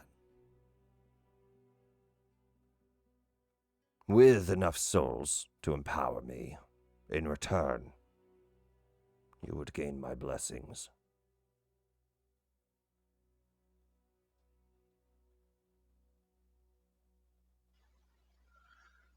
My lord, you honor me with such an offer. My goal was never to destroy Waterdeep, but rather to reforge it, to remake it in an image that would befit all who have been oppressed, including worshippers of yourself.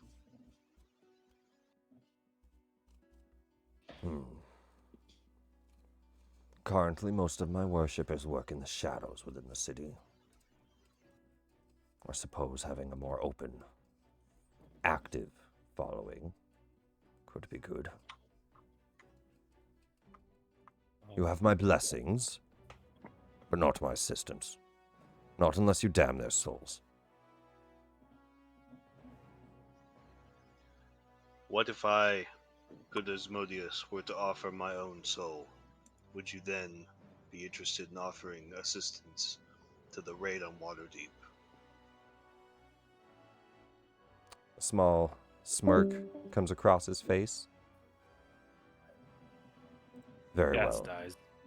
Gaz has been having some connection issues. Your soul for my aid. It is done. And you see a small scroll appear in your hands where you can sign at the bottom. Does Kurum spend time reading it? No, because Kurum can't read. So instead, he'll sign it and say, Can I roll a perception check to see if while I'm doing what I'm doing, I notice that peripherally? I mean, he's talking very loudly to Kurum. But I'm also deep in conversation with Eames and reading this contract myself. So I kind of do want it to be I think it would be difficult. He wouldn't be concentrating on what they're saying. Yeah, go for it. Yeah, 15. It's, I mean, middle of the line for you, but high enough, I'd say, that you're at least, aware. I might just shout, whoa, what are you doing? Don't sign that. I haven't finished reading it yet. What hope have you got? Don't just put your name down. Your soul, man. You see, Iscanti so- just says, Giles, don't be such a worrywart. Kurum, just sign right there. And she points at the bottom. I'll admit I sometimes get bent out of shape about trivialities, but I don't think signing away one's soul is under that category. Oh, and here's a quill in case you didn't need to have one. And I don't believe and hold up a shade What? quill. I made a mistake. Well, also, it's not really your decision what he does with his own soul. I mean, if it were your soul that he was signing away, yes, but it's his soul, so he gets to make those decisions. You just see About Asmodeus that. laugh. Twisting at the all of man's this arm, I'm just turmoil. asking him to fully consider the ramifications of owing one's soul to a admittedly very handsome but very evil devil. Kurum, go ahead. As far as which soul to exchange for that of the tiefling, well, it should be the Herongon. He is our sacrifice to you. Excuse you. No, that won't be necessary. You see Asmodeus looks over. Now, I sent you a very important soul a few years ago. Big connection issues. You should have received him. His name is Strad von Varovich, otherwise known as the Devil, which really, that's a really a ridiculous name title, considering you are the Devil.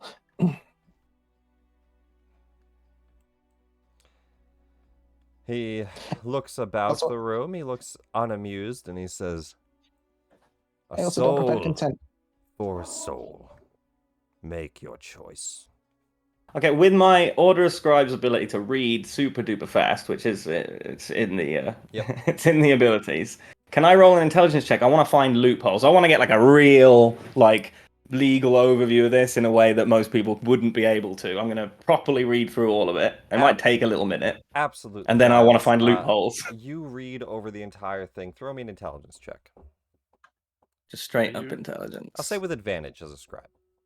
Are Okay. you trying to outwit the devil? Oh, you bet your ass I am. I'm pretty sure he'll find it amusing. Asmodeus, assuming he's dotted his T's, crossed his I's, because that's what he does. Yeah, I was going to say, Mr. Deus, there's a problem in this document. All the I's are crossed and the T's have dots. Is that, intentional? Yes, it is. As you... Damn, sorry, Seth is having some serious issues. I've got to hand it to him. That is a good I'm just feint, gonna I add suppose. him and let me just ask what's going on there. It's incredibly difficult to read. Let's just see what's going on with Seth. He's constantly DCing here. Is there anything in the document that, is there any clause for buyer's remorse? If you don't like what soul you exchange, you can bring a different soul and you know what I mean? Giles, as you read through the document, it would appear that anybody that Nanoc and Iscanti kill, their souls are damned to hell. Bringing the two of them out, is a potential empowerment of Asmodeus, which seems to be why he's all right with this. You also, as you're reading through, it doesn't seem to damn any of your souls to hell. So you believe you'd be fine. But it does appear that they are still themselves linked and damned to hell as well. So it's not going to save them in any way, but you will have kind of he's loaning them to you. Right. Because me and Eames were discussing was whether I could. I mean, we want a break from each other anyway. I wonder whether my father's soul would do as a sort of loaner in return for the meantime, and then we'll find a more appropriate long-term soul. We're sort of both of the mind that a bit of a break from one another, even if one of them was spent in hell, quite needed, really. I think that Eames probably would agree that you would do well in hell while he ventures through. No, we just discussed this. It's his idea. If you would like to, you could give your father's. But what would you like? Obviously, we didn't discuss that, does that change like my ability to use the manifest mind, or is that all just flavor? I would say that for the time being of your father's soul being in hell, your manifest mind would be inaccessible. Okay, I think I quite like the idea of doing that actually, just for a bit of like temporary challenge boost. And it would solve this problem. And it's funny that like Giles's dad doesn't want to be around Giles so much that he's like, I'll spend a couple of weeks in hell. That's fine by me. As you finish going through the scroll and talking with Eames, two of you devise a plan. I believe we've arrived at a solution that require none of us fleshy, befriended characters, of which I even include the Heron, and I give like a kind of dagger stare at Karum for I see. suggesting the You sacrifice. see me? I'm furry. Yes, none of us will have to give our souls. Here's me old dad, and I point at the floating ball of magical energy. Well, it's more accurate to say we both wouldn't mind a break from each other, and he seems a level of amenable about staying in hell that, quite frankly, is a dent to my self-esteem. But this isn't something we should discuss now. I just wondered whether you would take such soul. Temporarily, we will bring back a more appropriate sacrifice later. More of it's a deposit on a proper soul. Think of it like that. You see magical ink just appear at the very bottom of the scroll with a sign here. I'll be reading that extra stuff and making sure that's all above board. As Asmodeus looks down, he says, "Sign away your soul, then. We'll take your father." Are you sure about this? And the orb kind of just bobs up in the air.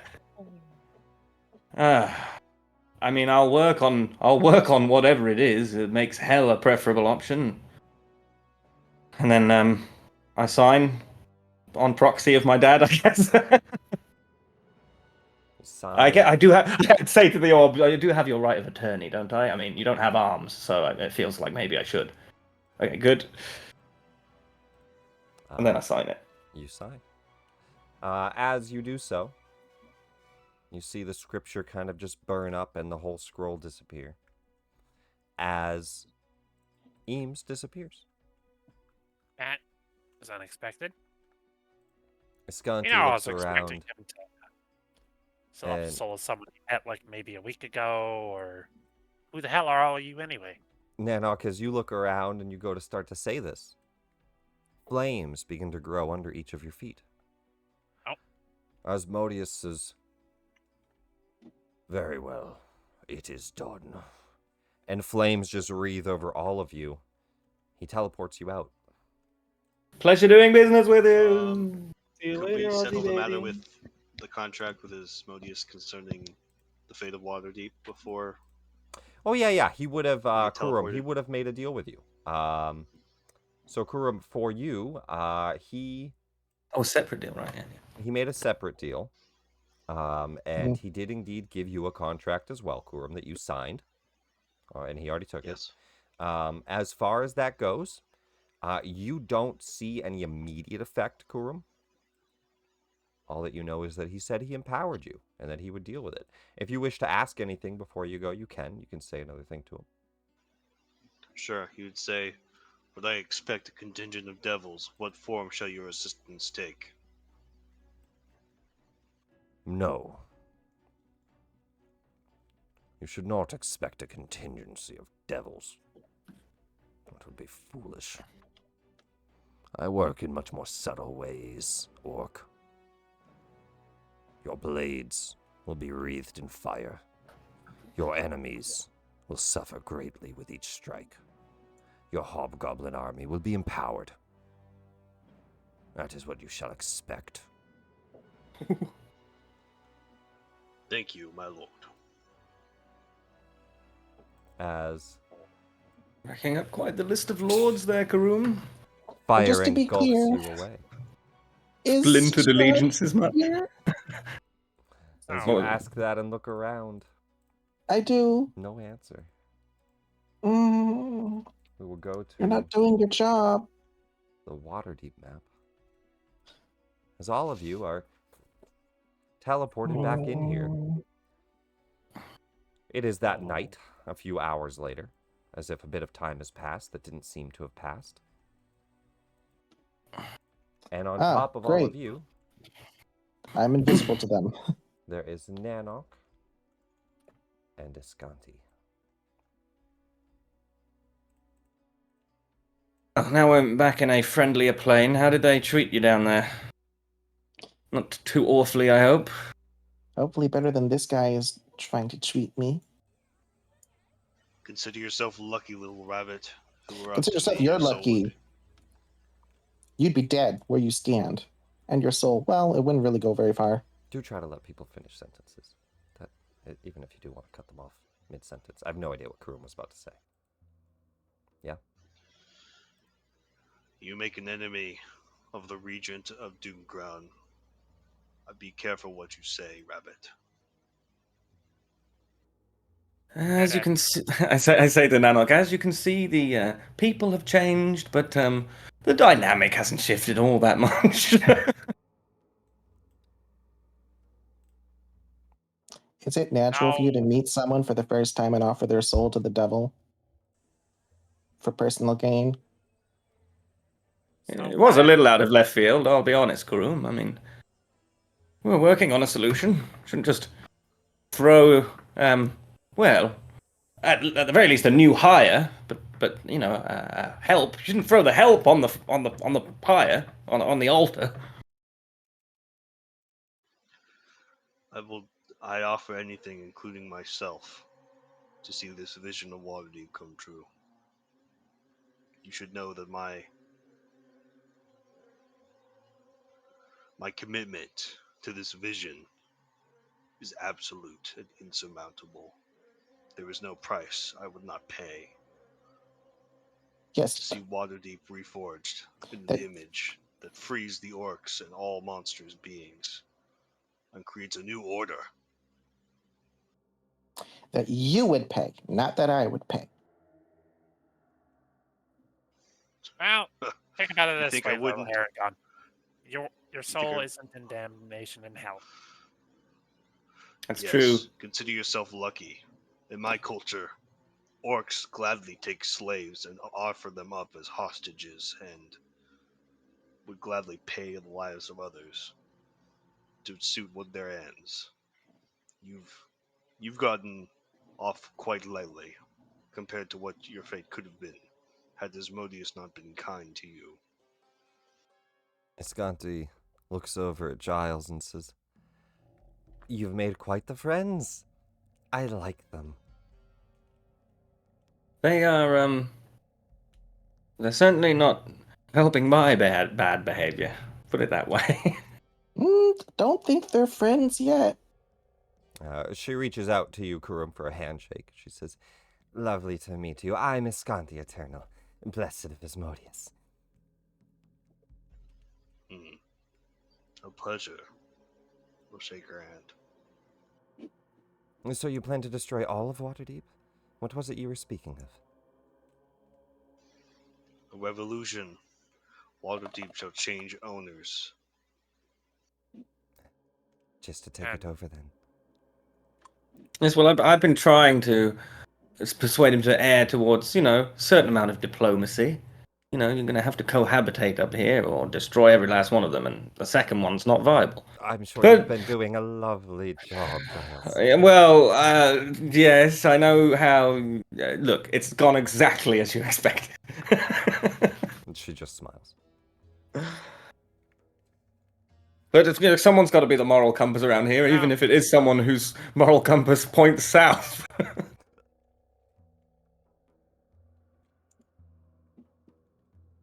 You know, of the people that were left behind, I'm surprised they're still here.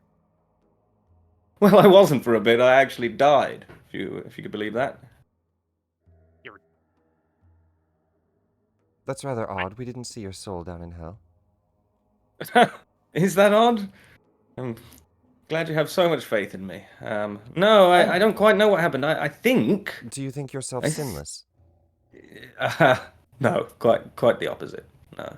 I just... Those sins aren't an homage to Asmodeus. They're for me. Giles, certainly your soul would end up in hell. If any. Well, look, we'll go back. We'll put a pin in that. How about that? Hmm. And I've forgotten what we were saying now because I'm How did just you thinking die? about. That. Well, I believe the Undermountain. Something about the odd knots in the weave in the Undermountain meant that rather than die, my soul was sort of caught in. Remember that voice that speaks to us through the portals? Well, that's an actual domain in, I think, the ethereal plane. I'm not quite sure, but it's a library. And I was caught there in spirit inside the book with. Well, the book turned out to be my dad. I didn't know that until then. And that was a sort of odd couple situation for, what felt like fucking decades. And then something else happened and I was brought back through one of the portals again. Now I could hear my dad from.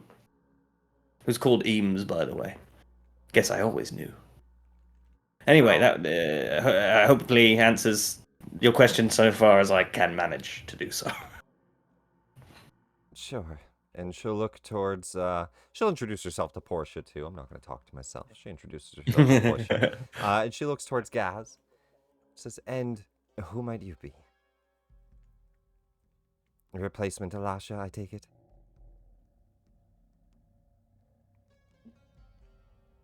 Seth, your mic working? Muted? I don't know. I know he was able to get back in. I just know Discord's giving him a ton of problems. I thought I saw his thing light up. Maybe not. Seth. Oh no. Says Discord keeps crashing, but I'm in now. Mic check. Seth. Hello. No, he's having Discord issues. Well, unlike Elisha Iscanti, this one probably more to your taste. Less of a foil, more of a catalyst, perhaps. Lovely to hear. Catalyst and And a Herringon. Mm-hmm. You know I love fey creatures. Oh, yes, well. What? Just don't tell me you love them for dinner. No, I was lying. I fucking hate fey creatures. Thank you. I'll whisper down at the Herringon. How are you feeling about Volo's little mission right about now? Excuse me? Volo's little assignment? I mean, this is Follow. Well, I mean, I've been to a place like that before, so I know what it's like. And I've also died many times, and my soul's never gone anywhere, really. It's just stuck. So I don't really know if death really exists. For me, I mean. For you guys, well probably. then you're safe. Shut me up Also, if you can find a way. You know, like a cat of 9 lives, I guess I could have Lucky Rabbit's feet. Yes, so you've got 2 lives then. Well, more than that. Well, I suppose 4 lives. It depends what you consider feet in a Herringon. Do you consider your hands your feet, or are your feet, and your feet alone? They're all my feet, and they're all my hands. So, universal. Ambidextrous. no. Omnidextrous, in fact. Omni. Wow. See, that's a big word that a Minster would use. Yeah. Sure, I'll get along great with you. Yeah, I can guide you, I guess, if it looks anything like what I've been through. I suppose all I'm saying is that I don't think that the sly ribbing verging on murderous intent towards you is gonna abate, though I don't think it will ever crystallize into any action. It's just sort of the vibe with these people. Mm-hmm. You might want to, if you have a thick skin under that fur, because if not, you might want to get, I don't know, some Oh, it's leather fine. armor or something. Lots of people have died around me. It's totally normal. Oh, it's not the death I worry about so much as the, I don't know, threat of it. Looming, ever constant. That's always been there. I mean, you'll understand if you've ever been to a place. You'll understand. I've been dead. I'm not. Mhm. Don't talk to me like I've never been dead. I've been dead. Yes, you look like someone who has been dead. Didn't know. I didn't know rabbits had claws. Oh, I used to have fangs at one point, but those are gone. How good are your eyes? Well, my not good, but these are all right. These brass. Mike, check. Seth, is it working now? Yeah, he's typing, but it's just not. Yeah, your Discord's not working. Damn. Maybe a restart. I mean, yeah, PC? restart your PC or your internet, man. Do what you gotta do. So, But Nanoc. Do I have some news for you? Well, yes. Burrowed further down into the Undermountain we have. And just slayed heroically an entire colony of mind flayers, including an elder brain in the making. Just beyond this, a dragon. It needs slaying or rescuing. It's a bronze dragon, a good dragon, but corrupted. So it could be a rescue a dragon thing. I know you're not Nanoc the dragon rescuer specifically, but it might need slaying too. okay. I was worried there for a second when he brought up rescuing the dragon. That you've just made a really dumb decision to bring Nanoc, the Dragon Slayer. to save Oh, we the also dragon. have this. Don't we have like the baby dragon? Doesn't Karoom have that with Kurum him? has a baby red dragon. Let me see Oh. here. Well, I guess, someone who offers souls, that's accurate. They only just got him. He's new. He's just a new little baby. Let me find. His name was Ember, right? Where is he? There he is, Ember. I've killed a dragon before. No, Nanoc, I know what you're thinking. I know. Murderous intent is probably bubbling up within you as we speak. However, if you consider this, you're agent of Asmodeus, you need to exact his will. What better ally than a little baby dragon that you can raise from birth to exact your will? Only about, like, half a foot shorter than you, Nanoc. Pretty sure those are evil. They He are. just looks up and, in Draconic, he says, nice to meet you. I'm Ember. No idea what it just said. It's infernal.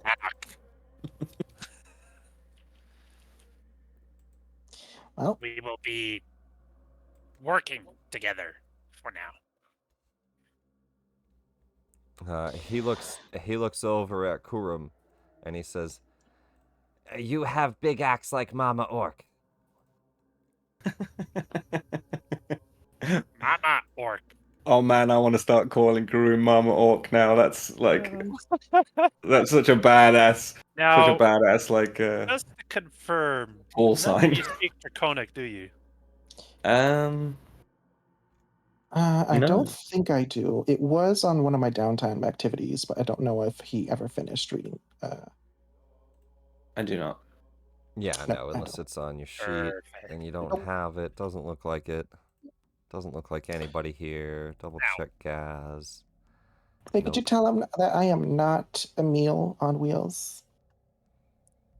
No, you're a meal on legs. Well, no. Goblin grins. No. I Well, was friends with a Haragon once. He was obsessed with making maps.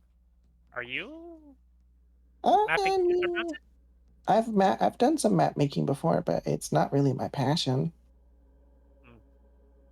I like drawing though.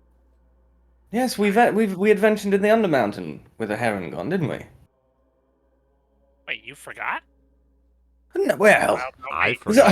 There's a lot's been going on, Nanoc. Not Was all of that- us have just been prancing around in the hells having a grand old time. Was that Some of us have been at before- work. Was that before Iscanti? I don't remember a That was Haragon. before. I think before it- Iscanti, Yeah.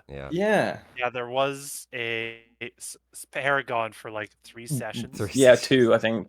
Who was He didn't was want to there pay, I to map think. out the Undermountain, Yeah, and then he just didn't vanished. want to keep going. And he was here one day and gone tomorrow. Hair then gone. Hmm. Yep. You know, not like I haven't heard that 500,060 times. Hey, I can't take that away from you. That was good. As, as the party kind of. I said that at the time. I said I'm recycling, but I remember saying that at the time.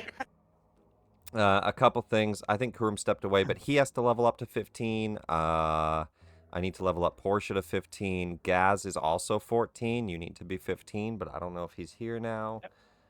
He's not because his Discord has crashed. So I don't know. Do we want to just dive in without Gaz, I guess, because he's having just too many Discord issues. Looks like he's probably resetting. Why don't we do a 5-minute break and prepare Kurum, I need you to level up to 15 and I'll update you. I'll level Portia up. And then we're gonna head down into the Undermountain here. So Okay. Are Awesome. we bringing is like Portia sticking with us then? for the time being, Yeah, we'll have Portia and it's Iscanti. the party for the moment. Sweet.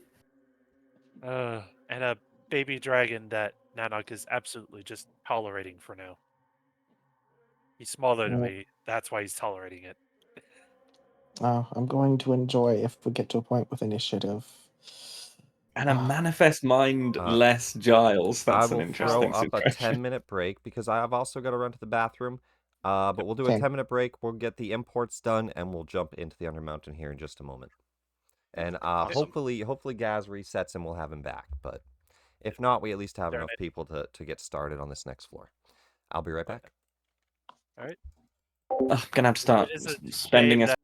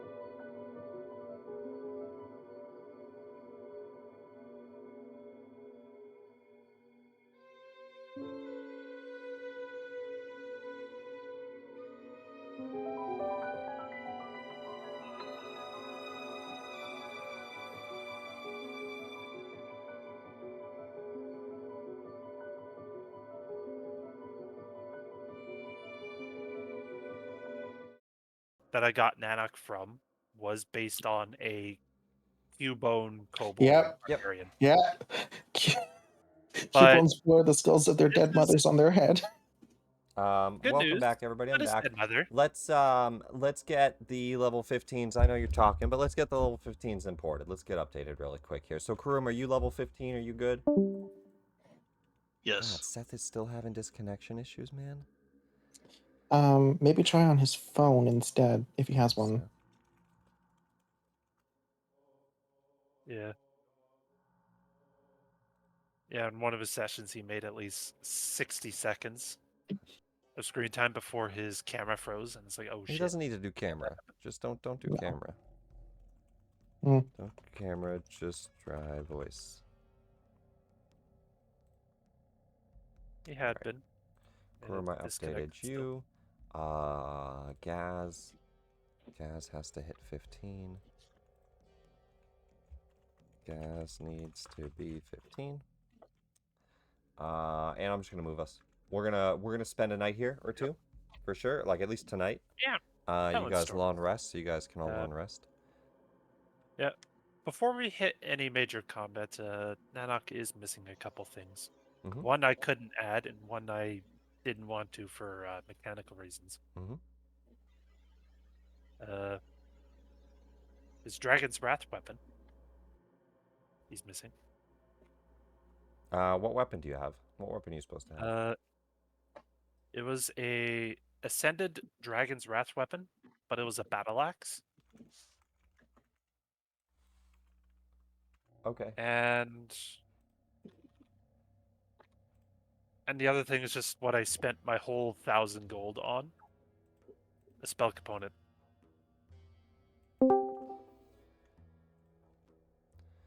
Because it turns out a very interesting summoning spell called Infernal Calling requires a rupee worth 999 gold pieces. Exactly. Not one gold more. Which type of Dragon's Wrath weapon is it? Is it a stirring or ascended? Ascendant is legendary.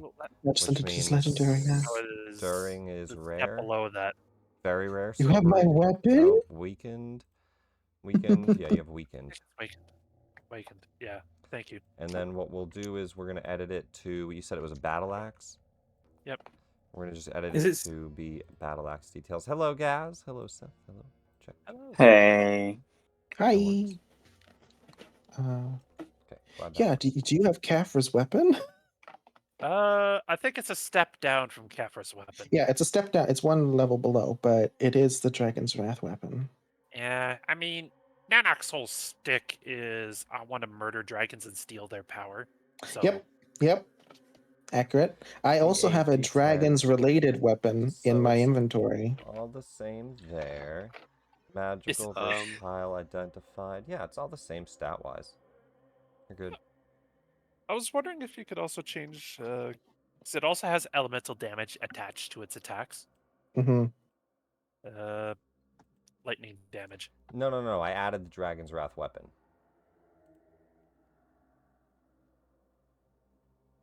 Oh. Well, thank you. Yeah, it should have that in there. Let's see here. It looks like a battle axe, though. Let's do... Mm-hmm. Aside from the shape, it's all the same.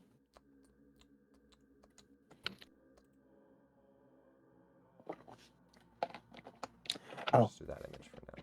Because I found out the Dragon Vessel, when it's the legendary variant, lets you get a one potion of Dragon's Majesty.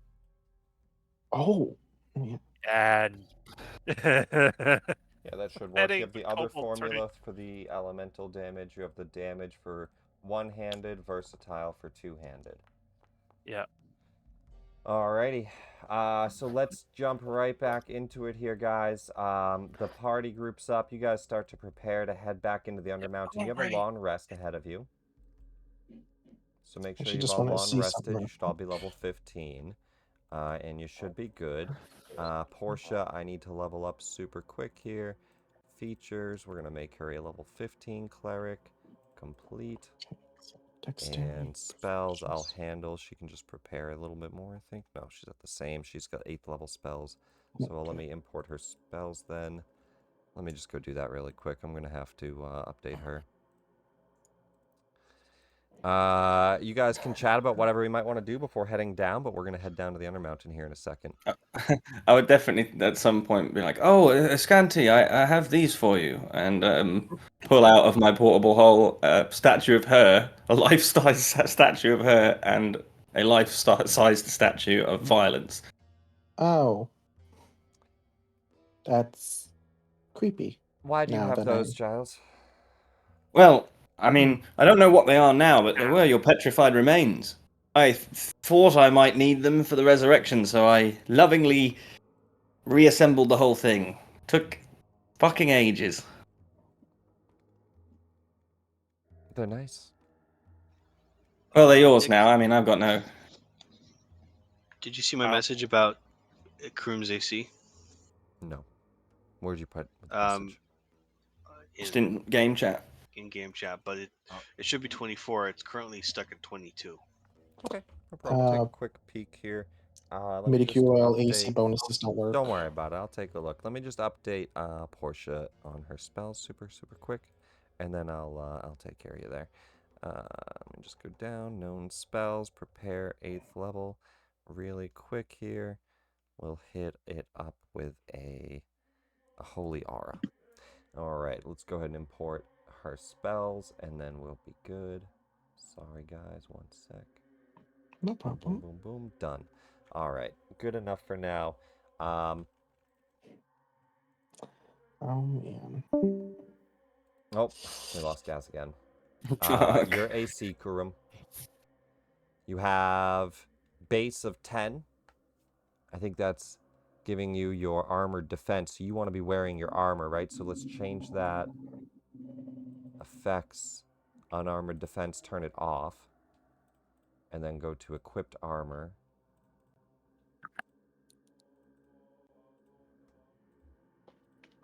Save. That's all it was. Okay. The party's going to head back into the Undermountain then. Let's get moving. A day passes. We'll be here the next day. I was going to suggest. I was just going to say, with the violences. Well, this should be just a petrified version of her. If you want to bring her back, I mean, we have this adventurer also in Portable Hole that we're going to stop by the Modron. You know, get them seen to. I think it might be best, Giles, if we just let some souls rest. Taking more from hell is not the best idea. Well, I don't know if Violence's soul was claimed by hell. You could probably inform me better on that. But I know this adventurer probably wants us to give it a go. I mean, she was. She's down there.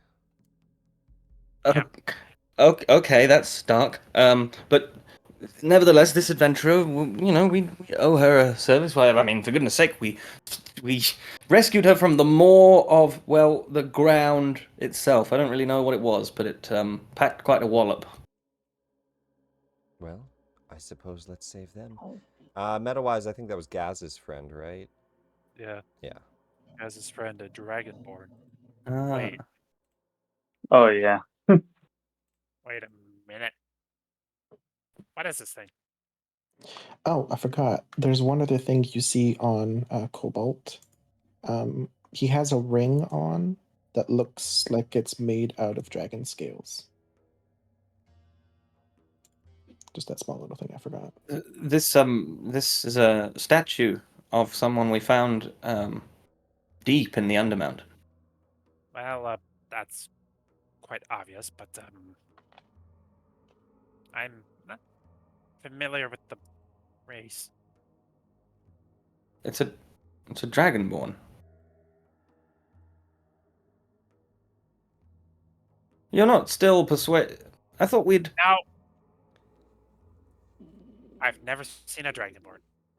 Oh, well, this is what an actual one is. If you do recall, Giles, for a while, you convinced Nanoc that he was a dragonborn. It took me some time to convince him otherwise. Oh, I think it's a little just disingenuous to present it that way. It was a party collusion. We thought it would bolster his spirit, and quite frankly, we were right. I make no think that apologies. The we that you speak of is often just yourself, Giles. I think somebody is projecting. But dragons and dragonborn and kobolds are so different. How would you? Well, it was more less that we believed we were dragonborn, and more that we believed that that was what our race was called. We knew we Oh, descended from dragons, and we just called ourselves dragonborn. we more like dragonkin. No, not too far off. Not a You crazy. should have seen how sticky that situation got when I realized I was holding on to a weapon called Kobold Slayer. Oh well, that would suck. Especially if it. Oh. Yeah. What better way to retribute its past use as a slayer of kobolds than a kobold wielding it to slay the slayers of kobolds? It's just that kobold slayer is just not a very snappy title. If memory serves, though, I believe that is long in the possession of the goblins. So, we are petrifying the remains of this dragon-born adventurer. Yes, which probably means we'll have to go down on foot. Yes. Sure. Guys, head into the first few levels of the Undermountain here. Yeah, because what's it on? Like 5? Was it? I think 3 or 5 or something. It was on. Maybe it was 5. Let me check. Past 4? Is it 5 or is it back up on 3? I think it's on 3. It's one of these sections on 3. No, that's all the hobgoblins.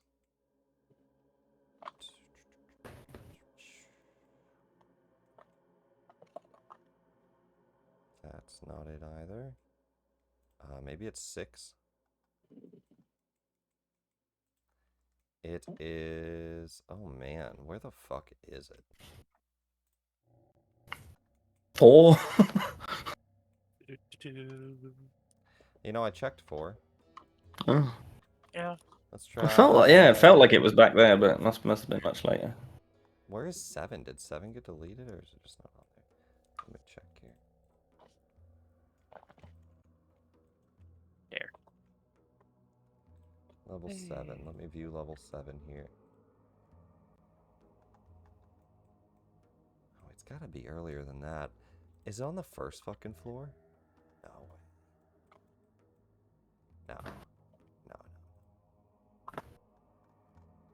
Oh, it's Arcane Chambers. Second floor. Yeah, so on foot's perfectly doable.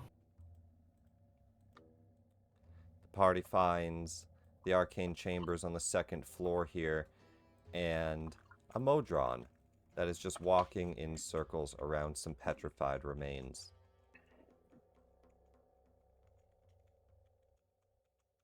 Oh well, that's. I'll handle the Modron. I'll go over like I'm going to do something super smart, and then just be like, "We're here to unpetrify some people. We're going to do that now." And then I'll do 2 thumbs up. It's trying its hardest to get away from Cobalt's cursor. I will be able to hover over you. As you call out to the Modron, it stops and turns to you, Giles, and just 01100111101. Oh, that reminds me. I think we're good. I'm gonna drag the statue of this adventurer to the center. I can cast tongues if that's... As you place the statue in the center, 11000001, and he goes up to each of the statues, these pillars, and you see light start to glow, and it seems to kind of fill around the petrified remains for a moment. With your natural 20 success, you bring back violence. Not violence, I'm sorry. You bring back the Dragonborn, the not Violence. You yeah. left Violence dead. You bring back. Yeah. What was the Dragonborn's name? I forget. Gaz, you have a save, don't you? Ah. Ah! There's only Oh, one this is- Dragonborn that the party. Let me go is back. Nanoc Floor the Dragon. 17. It's in room 3. It's. We need to know the Dragonborn's name. Asathra Ragthroknar.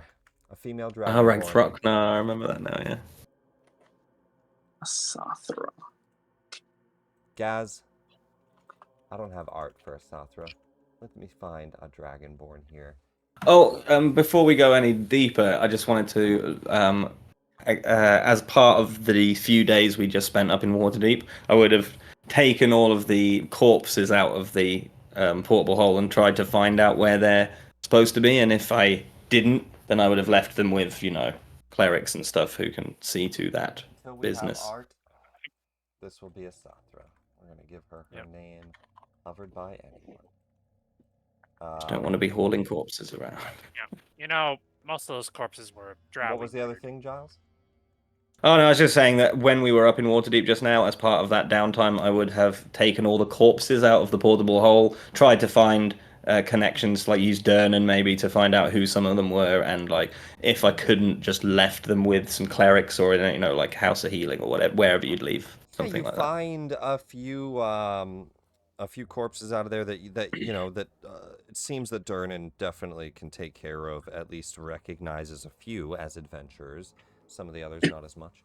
But you guys free up Asathra. Meta-wise, because Gaz chose to have it in his backstory, I think it was a roll-off to see who knew them. Gaz, since they're in your backstory, I'm going to let you make stuff up about them. But they appear. They're a Dragonborn female. She's an adventurer. She was turned to stone. I take it maybe you've adventured with her before? Yeah. She Yeah. kind of opens her eyes, looks around. Stone falls off as the petrification breaks. Oh, Gaz. She'll see you. Look around the rest of the group and where's everybody else? What happened? Sathra, hey, this is probably very confusing. You were petrified for a while, and now you're here. Where's the rest of our party? Where's my brother?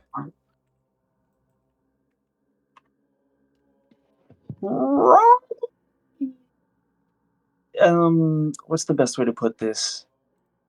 Dead? Well, Deceased? we haven't seen him. I try Missing. like blunt it.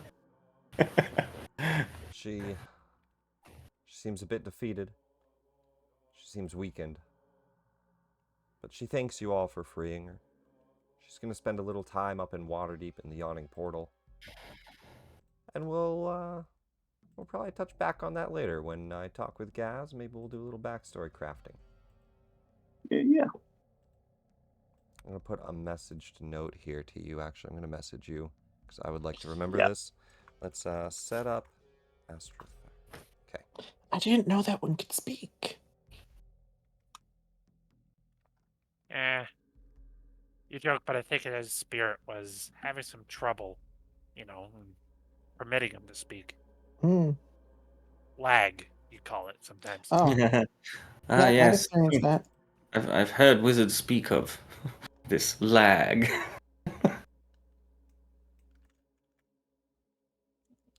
Just double check vision on this. Okay, it should be good. No. After a while, though, the party makes their way deeper into the Undermountain here. Portia is going to light a torch because she can't see anything. Portia, light a torture. Or she has a light spell even, but either way, she'll craft a light here.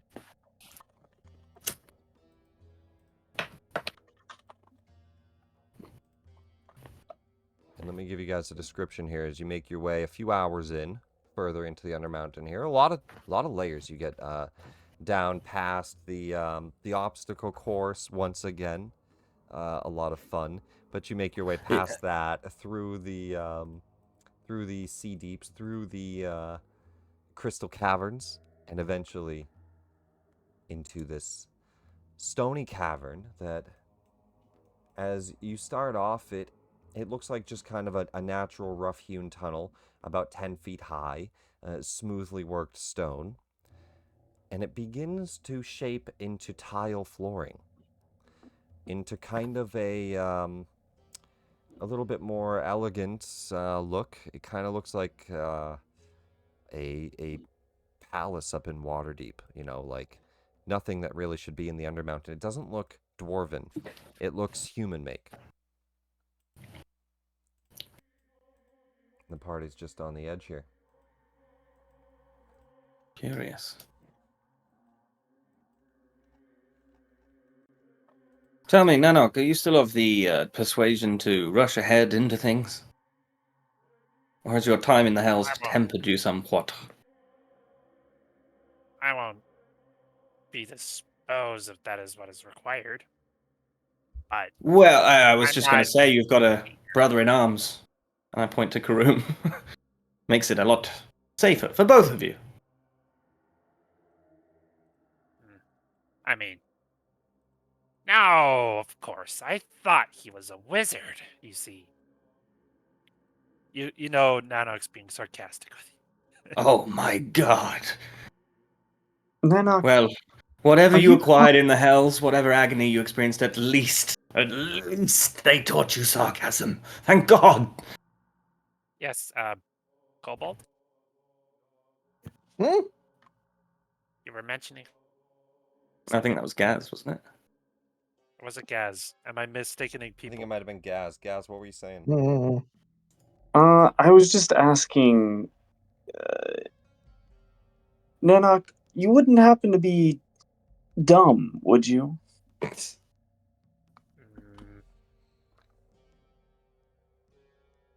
He ponders that note for a moment. Nanoc is not dumb, Mrs. Scanti. She says He will even... he's brave. He'll take Okay. his skull helmet off and reveal a circlet of intelligence. Hmm. Naturally, yes. Oh. And he see his kobold face is very flat, a huge scar running up to his right eye, and his horns have been they're more nubs than actual horns. Oh. Yeah. As he puts the skull back on. Yeah. That is another story for another time. We are Yes, we're doing something about a dragon. somewhere down here is a dragon. We are to save or slay. We will cross that particularly frightening bridge when we come to it. Portia says, preferably save. Gleister is a good dragon, bronze. Yes, bronze dragons can still gout fire that would incinerate a lot of us. So I think, we temper our desire to save him with a desire to survive the ordeal, is all I'm suggesting.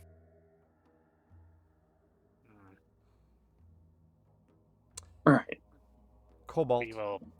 the only Hmm? person I would say that starts to get this feeling would be you. Mhm. As you get closer to the level, closer to the floor, you can sense the presence of the mist. Oh boy. I just shiver uncontrollably for a moment. Well, I haven't felt that in a while. You seem to be stricken by dread. What is it? Oh, no, we're just most definitely in the realm of dread. That's all. That's a very similar feeling. At least That on the would be the dread precipice of I'm. it. Mm-hmm. Real close.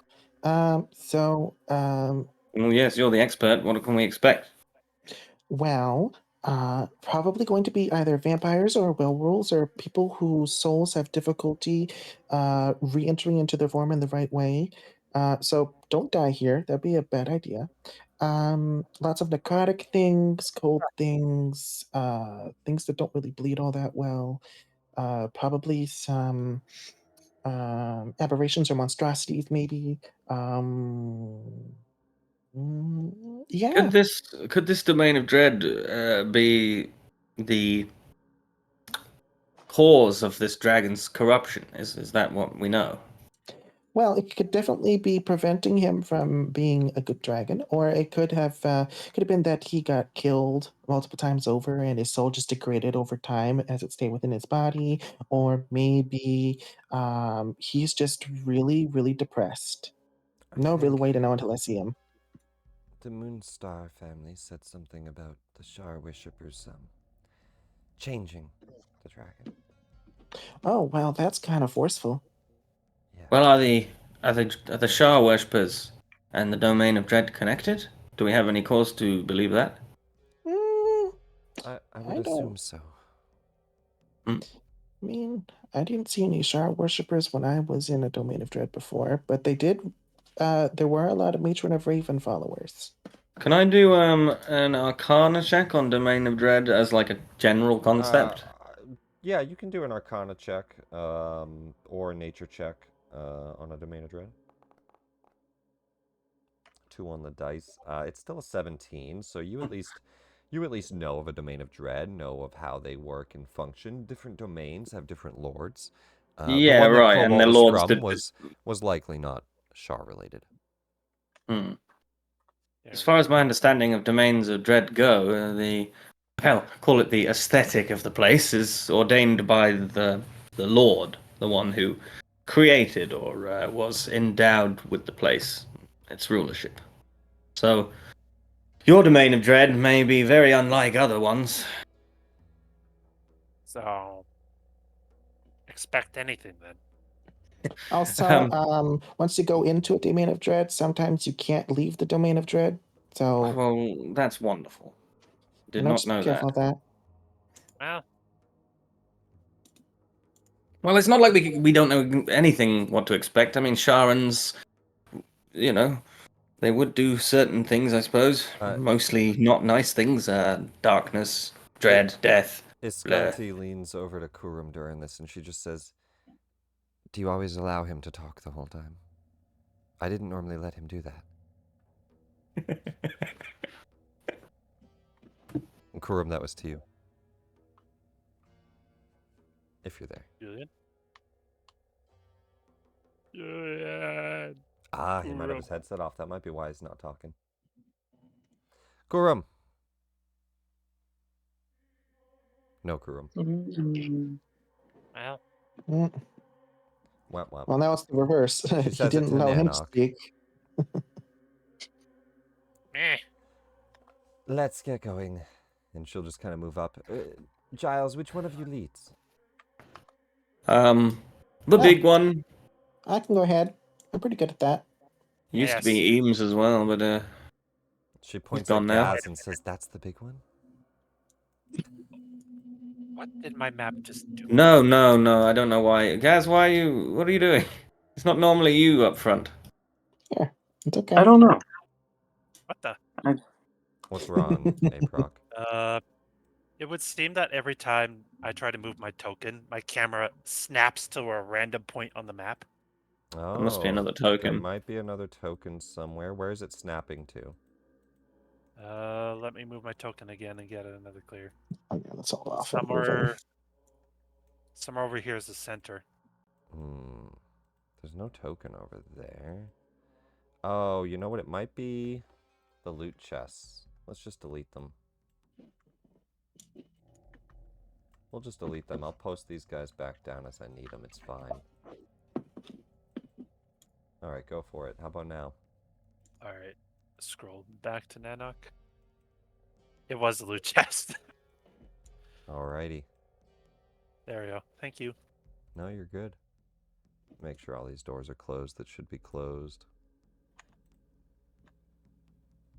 That looks pretty good. Those are all shut. That's shut. There. That's all shut. Now, Nanoc, as we're about to head into what probably will be battle, I should explain that in order to get you guys back from the Hells, I did sacrifice albeit temporarily, use of my manifest mind. So I will have to be up front more. I ask that you keep somewhat of an eye on me. I'm no longer going to be entirely out of harm's way. Don't worry. I'll do what I can to keep you safe, as I had before. And Just know that it might be more work now, is all I mean to warn you of. excuse me, coming to. You see like a complexity of tunnels that opens up into pathways that are well crafted, much like like a noble's hallway. Giles. Careful where you step. Looks like a Waterdeep noble's house. You know, when I see floors like this, I just think, this is a great place to put things underneath them. Yes, anyone got a large stick? Or will I have to use my staff? Wow, I that's stole a long stick from a random decayed tree in the hells, as he pulls out a quarterstaff from a gnarled tree from the Nine Hells. How long? I was going to ask how long is that brain extractor thing that the Ulithard had? Can I use that? It's a solid quarterstaff. Yeah, it's made of a black metal. Why not? Yeah, I don't want to break my own staff if anything goes wrong, but I think, frankly, if this thing got broken, the world would be a better place. So I will start pressing tiles as where are we going, and I'll press tiles ahead of us. Yeah. you could just look. I believe how there's can a you? door over here. How is it that you plan to see a pressure switch underneath the tile? Well, usually, if you look at the path and you see which one is the dirtiest or which one is the cleanest, usually that means, oh, this one's been traveled a lot and this one hasn't been touched ever. I'll just walk It behind doesn't you. look like the kind of place that has a lot of foot traffic. You actually see what looks like a lot of foot traffic.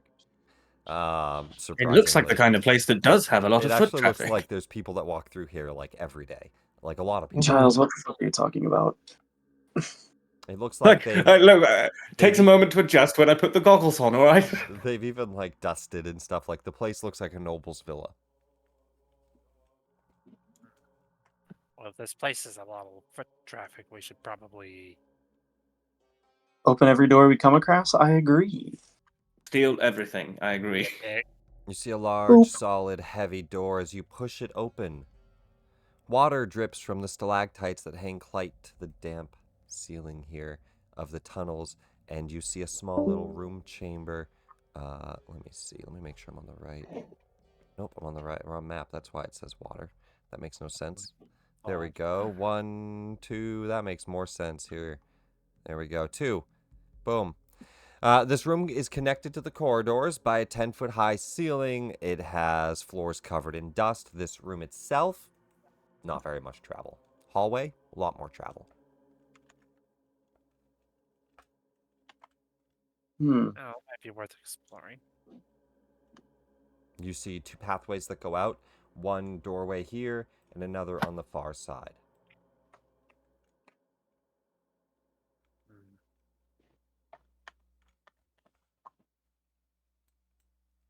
Two doorways.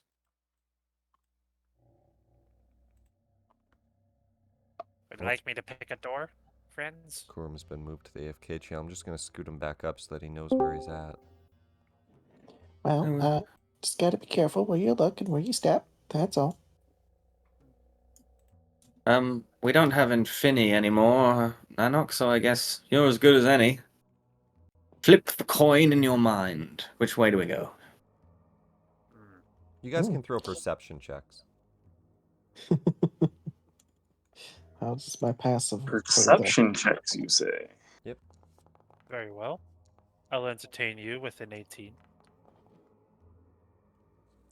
You will My entertain me with an passive's 18. 33. Nanoc, as you look left and then right, you will see on the far right a niche on the wall that kind of looks like maybe a false door. I choose this way. Alright, Oh, that's yes, fine. the couple definitely see it too. Oh, what about that thing? You mean this thing? Nanoc, as you're We'll just already leading and up to it. You spot it. You can push it open if you'd like. Do you do so? I do so. You shove the door open. It reveals a small chamber. Let me just find it here. The room is lightly obscured by fog. The walls are covered with the bas relief of carvings of jumbled human skeletons.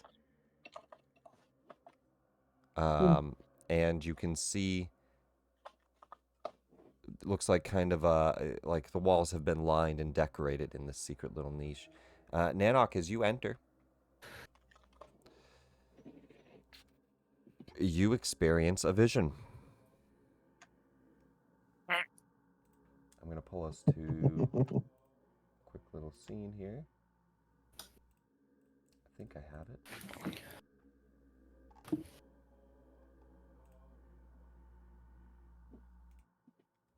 I think it's this one. In the vision, the character is camped in a jungle with a handsome nobleman. Don't worry about Jawbreaker, he's not here. This would be Nanoc. Thank you. Yeah.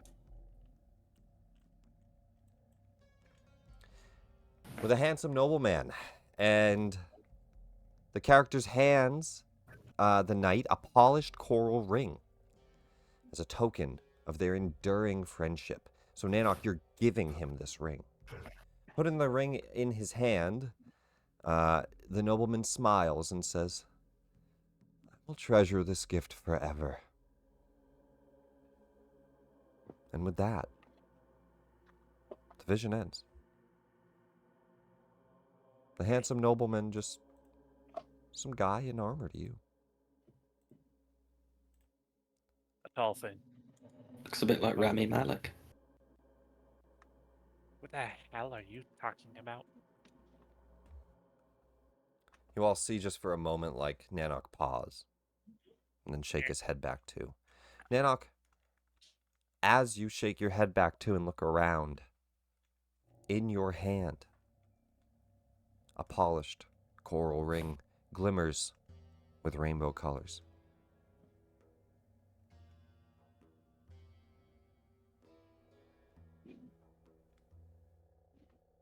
What did he say about this domain of dread, Kobold? Hmm? Which part? May as well explain it. I had experienced a vision of someone or something. Oh, a soul that didn't pass on? Maybe. Yeah, we get some of those. In the sense that in the domain of dread that I was in, souls can't pass on ever. So And this ring is somewhat related to this apparition. I thought you said there would be mists. I don't even think we're in the domain of dread yet, are we? Oh, I mean, you won't really notice when it'll happen typically. It's more of a feeling, and it's not always misty, like, ooh. The room Oh. is misty. But it is misty here. So is that obscured dread by I'm fog. feeling is probably also part of it. Oh, right. Oh, then yeah, forget that then. After Mhm. showing the party, Nanoc absolutely pockets this ring. It's too shiny. Yeah. Finders keepers. That's the law. Your I'm glad you vision, respected it. while in here, is limited to 30 feet in the fog, but it's just like the whole place is foggy. Anything in there? In the room itself, just depictions on the walls and a bit of fog. Nothing else with a note.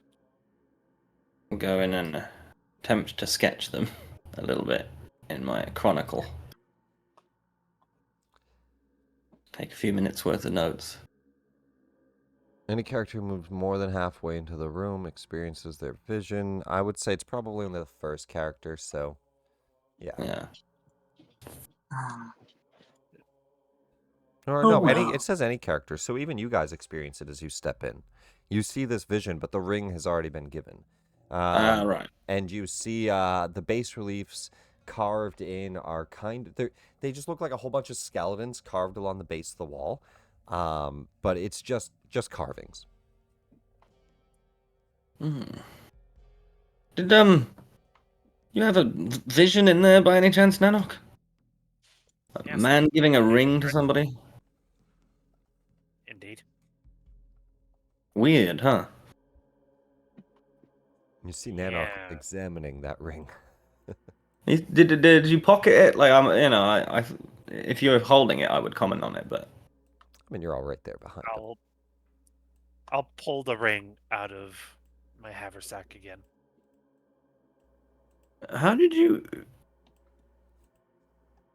That's the ring from the vision, but I don't Yes. understand how you have it. Explain yourself. I don't think you can. Kurum, you back yet, by the way? Mic check.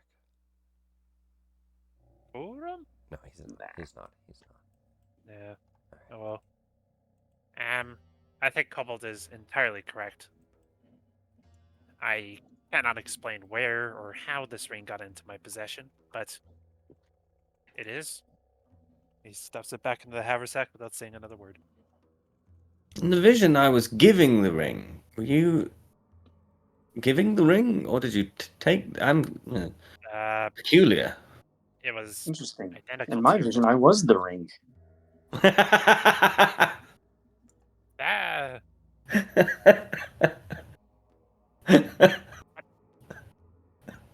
oh right. Oh, that tickled me. Oh. Well, From here on out, you will be all of the items in the vision. So.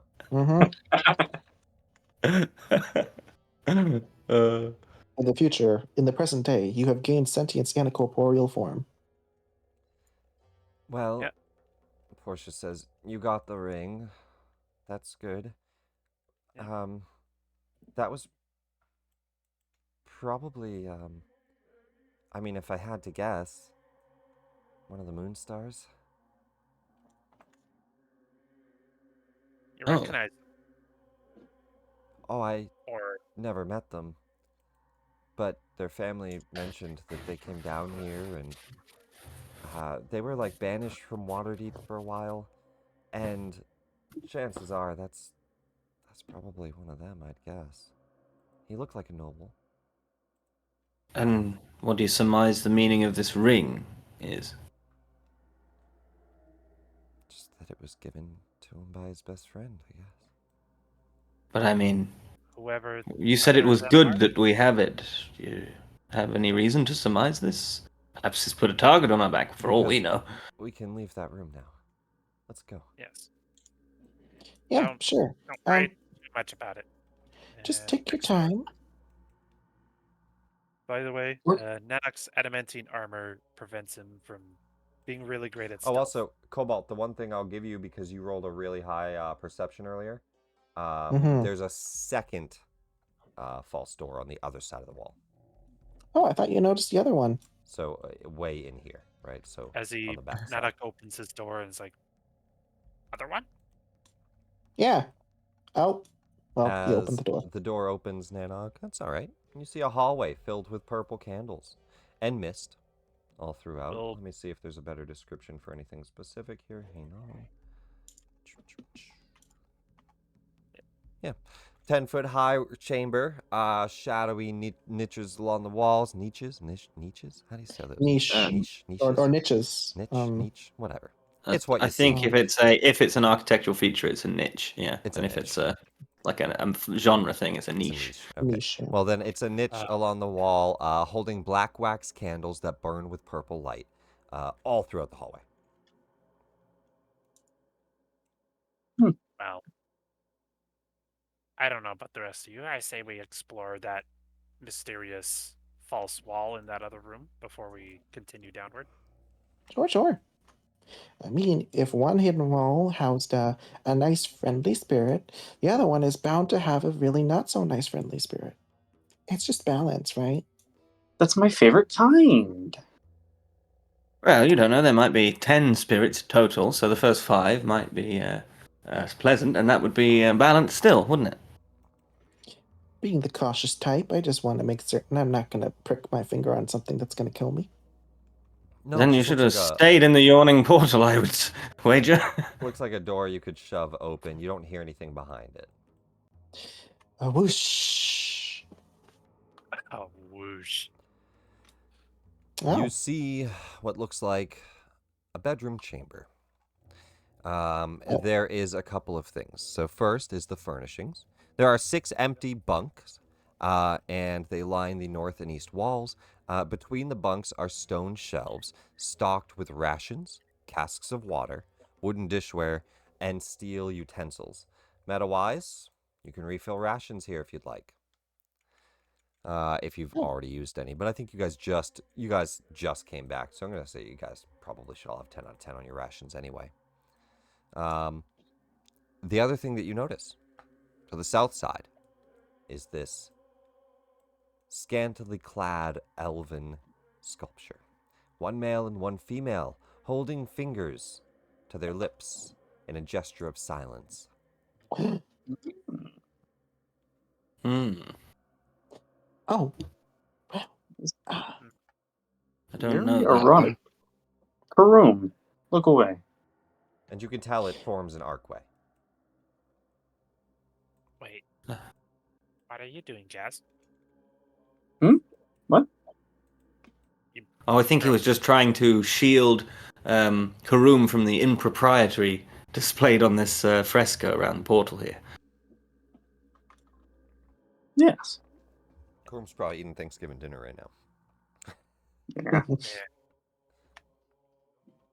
I think it requires a silence spell to be cast on it. Or just be quiet. Okay, everyone do that. It's quiet. I'm going to tiptoe up to it, and I'm going to whisper, "Shh." You whisper at it. I'm quite sure we need to cast silence on it. Yeah. Mm, Well, of all the spells, No. I picked up, silence isn't one of them. Yes. Yeah, I can't make that happen. I could do some things, but not that. Iscanti? Even if I could, I Portia? wouldn't. Let's see. Iscanti says, Giles, you know I have silence. And she will cast it in the room. Thank you for preparing it. Everything goes. Meadowise, she already had it prepared. Everything goes quiet. You see that as the spell is cast, your wizard is rather intelligent. A portal opens, forming, and you hear a voice. Adventures. This portal is safe. It will get you to the 6th level. Best of luck. Oh, who are you, embodied voice? Disembodied voice? It disappears. Hello? Nanoc Hello? quietly thinking to himself, Also, how the Cobalt. hell did you speak through silence? Yeah, Cobalt, you didn't have any noise come out as you're in the silence. Yeah. I realized that, and at the same time, he would still do that. Oh, well, good. Good to... Oh, fuck's sake. Now, Good to know. Meadowise, it is an Archgate teleporter that will indeed get you to...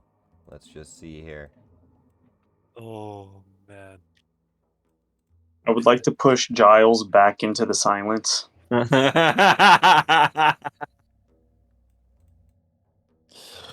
Well, um, I mean, that was awful just then. I couldn't talk at all. I mean, I normally I'm talking and talking, and I get pushed back in. well, Let's just please cast it again. actually, now that I think on it, you find one trapdoor or hidden passage, you find a second. If you find a second, you might find a third. Oh, there's a door here. Yeah, you see an actual doorway. I suppose from a certain perspective, this whole Undermountain thing is just a secret door leading to secret door. Well, it's not really secret. Oh. I don't know. You have to go down a big well in a bar to get here. That's pretty secret for most people. Oh, I don't know. It seems very obvious. There's a giant well in a bar that everyone visits.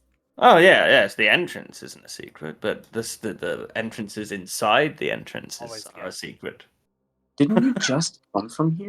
Kurum, welcome back. Yes, I see you moving around. Yes, I'm here.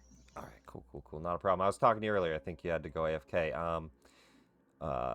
They have ventured a little further into some of the rooms. They mentioned maybe having you lead, but you were AFK at the time, and they found a chamber that gave them a vision. They also received a ring. They saw a man in a jungle. That's about it. Wait, yes. Yes.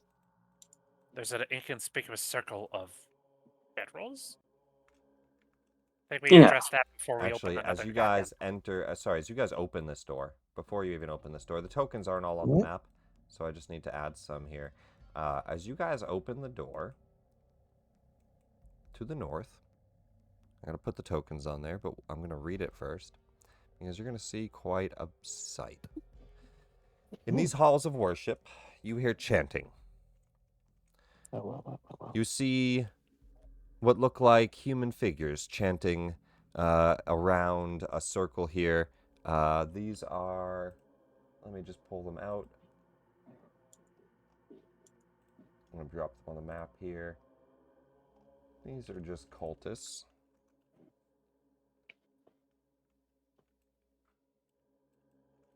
One, two, three, 4, 5, 6. Around a cult fanatic in the center. Oh, I can't count. And the cult fanatic in the center is engulfed in a swarm of rats. And he is just standing in them. The rest of them are chanting in common over and over. Darkness, quench the sun. Darkness, swallow the moon. We are nothing but the night. Darkness, quench the sun. Darkness, swallow the moon. We are nothing but the night. Over and over and over. They are all kneeling before this man in the center. Well, I can tell you for certain that being in a land without sun, well, that much sun or moon, it's pretty bland. It's not great. No, I live don't on the like it. ground most of my life. It's not too bad. But I get your point. Then we'll look over at the group and saunter into the room. Point his axe to roughly the center of the circle and cast fireball. you're just gonna. Oh, okay. I wanted to join them in the chant. Step out and you cast Fireball, Alright. Nanoc. Roll damage for me. Yeah. You were My better than God. someone else. As hilariously, warlock stuff. Fireball's always at 5th level. Cast it. Yeah. No, I didn't Don't mean worry to place about it there. don't worry about it. Doesn't do the targeting. Just do the damage. Damage. Yeah. All right, 33. let's just deal with everything at first at half damage. Most things are dead. The rats are still alive, and this guy's alive. Let's give him a dex save. A 16. He succeeds, which will be Actually, he no. fails. He Spell fails, DC 8. which will be interesting. Actually, I don't think that he would even try to move. I think that he would fail automatically because he's trying to stay completely still. The rats, they're not. They fail as well. So both of them will also take half damage here. And they both look pretty fucked up. The guy is still alive. He has 1 HP left, which is hilarious. As the flames just burst out around this group, all of the cultists on their knees immediately burn to a crisp. The cultist in the center, who's covered in rats, all of the rats burn, and he looks over and he says, "No! What have you done?" And we will roll initiative. This poor guy with one Don't HP. worry. I've given your souls some better purpose than 9 hells. Wow, this is gonna be interesting. Let me just I double mean, check we were here. probably going to kill them anyway. Why mhm. did we Worshippers this of way? Sharn. But yes, but it's it's nice to take them for dinner first. Actually, we don't have to roll initiative for this one. Nothing special happens. This is really easy. He's got 1 HP. What do you Yeah. guys do? Sure. I wanna be- Well, go ahead. I just want to be friends with them. He doesn't I want to be cast friends. Eldritch Blast. Eldritch Blast, I'll that'll just- work. Yeah. Yeah. Save an initiative here. As the blast shoots off, you'll kill off the cultist. Damn Not it, man. Not much of an issue. Well, he probably would have cast Fireball back at us. I had to kill him. Yes, but still, it was really quite severe. I mean, you incinerated them all. That was very effective. That's well, not yes, the... I mean, and you're probably right. We would have ended up in a fracas with them one way or the other. We could have at least fucked around a little bit before we killed them. Or asked them a question or two, is what I was thinking, you know. Well, you can still do What's that going while on they're dead. here, etc. Hold on, Giles. Gaz, do you fuck around with something that's going to kill you? Yeah. That is kind of his style. Well, that's kind of gross. Not gonna say, you do you. But you want to fuck around. Okay. So two things here, Cobalt. If I'm pretty sure it's not about necrophilia, but if it is, your attitude just then far too laissez-faire. Gonna say, as far as that goes, you shouldn't be all live and let live about people who commit necrophilia. That's all I'm gonna say. If someone brings back their dead wife or husband, and they're considered undead, and you get down and dirty with it, is that really necrophilia, or is it just you reuniting with your loved one? But they're not dead; they're undead. But the undead are dead. Iscanti just says, it's No, they're not. They're necrophilia, undead. And I'm pretty sure that they would indeed be sent to jail. In most Well, I guess, that's Waterdeep for you. most times. Oh, hey, look, a door. What possessed of a good moral character? Yes, you're damn right. That's Waterdeep. Well, I'm not from Waterdeep. It shows with all the talk of necrophilia. You really gotta be careful with some of these doors. Gaz, I don't know why you brought it up. door? Oh, yeah. Gaz, Yes. you open the feeding hall. Sitting in front of you, cultists that are unworthy are killed. They feed and feast upon the blood, as two vampires loom over a corpse, feasting, drinking, sucking all of the blood out of it. There's a naked man draped in purple robes in the center on this chaste lounge as he's being drained ferociously of his blood. His corpse is white as a woman sinks her fangs into it. Angelica and Diaveros, let me find them. Oh, you called it. Vampires.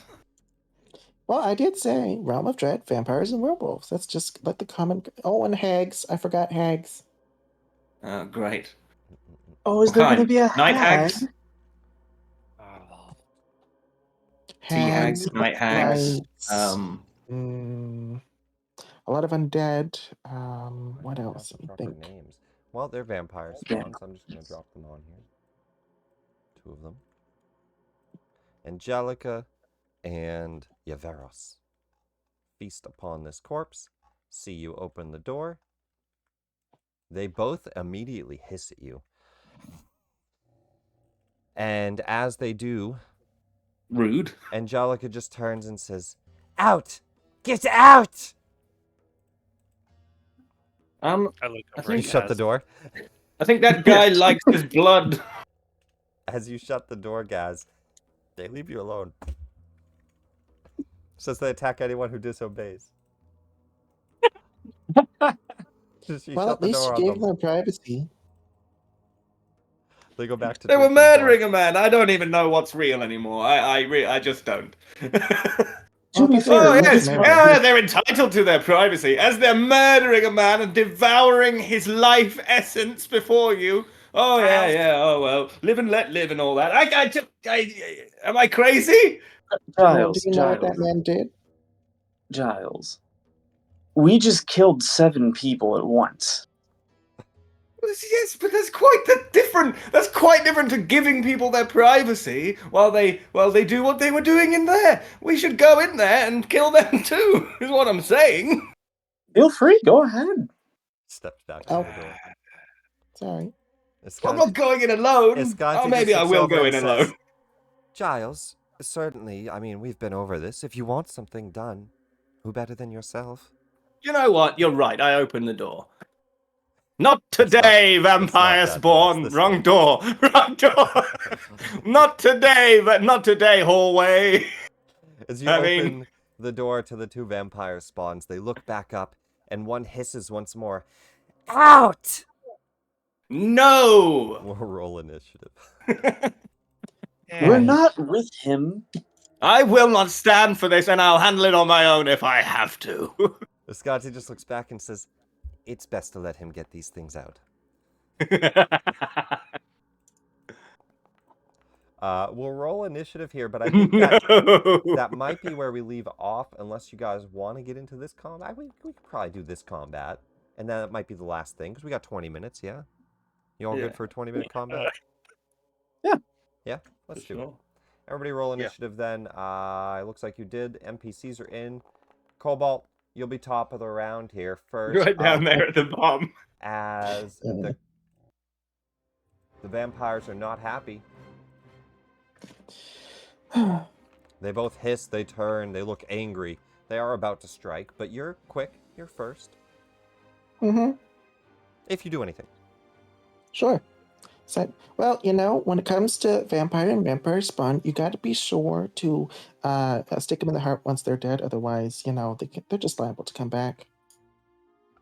Excuse me, coming through. I'm just gonna, pardon me, ladies. You don't mind if I just, yeah, I'm just gonna, basically put my hands in the air as if to make a throwing motion, but there's nothing in my hand until the very last second when I throw. And a blade of purple energy basically flies forward towards this lady, or one of them. Oh yeah, also one of them was drinking from the corpse's thigh while the other was drinking from the wrist. I don't know why that's important. It's noted. Well, the thigh is the better one because, you know, you're going to get a whole lot more blood coming out of that one. Yeah, there you go. Unless he doesn't have True. thick I mean, thighs. the wrist has a lot of blood too, though. Yeah, one of the vampires is only peckish. The other one is like absolutely ravenous. Hasn't had a meal in Yes. Yeah. weeks. That's a low I'm one. going for the femoral, guys. I'm gonna It's- gorge tonight. It's it's- cheat day. It's high enough, Cobalt, that'll hit by 1. Okay. And that's just going to be normal.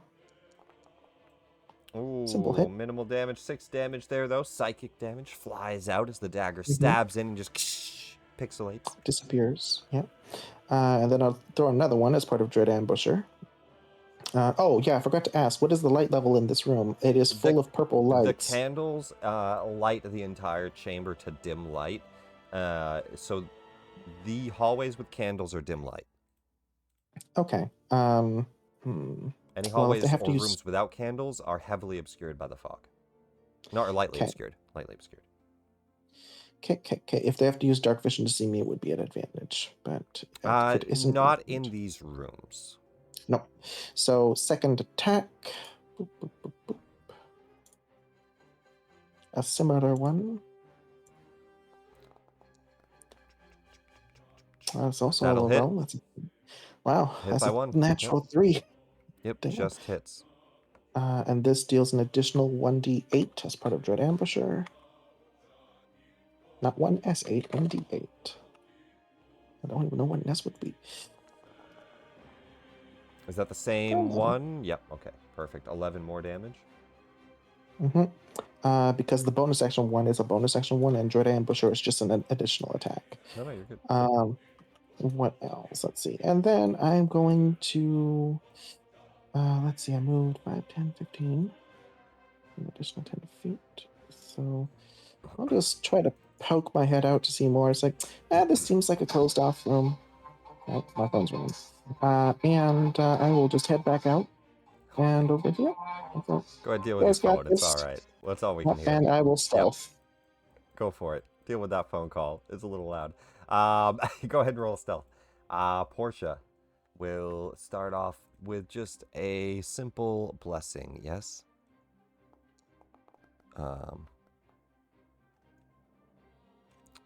The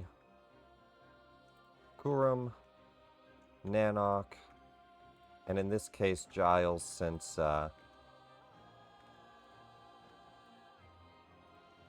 oops, why isn't it letting me shift target?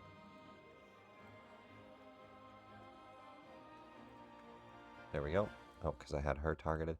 She'll cast Blessing on the 3 of you. I don't think I even have the buffs up right now. So the three of you have Bless. For now, we'll have to just remember, and she will be concentrating.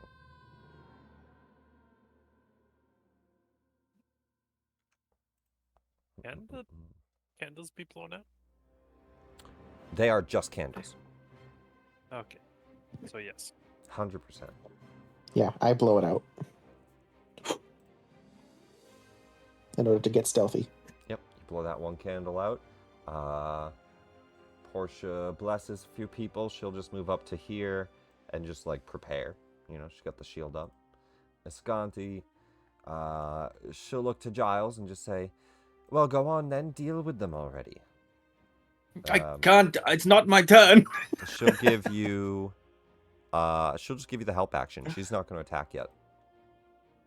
She'll give you the help action. I don't think that her health updated either. It says she has 32, and certainly a level 15 has more than 32. So I need to fix that. But that's all right. Nanoc.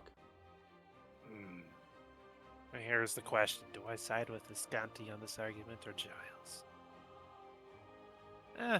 Wisdom check. I mean, you know Iscanti always gives Giles shit. You're welcome to run Yeah, if you'd I like. know.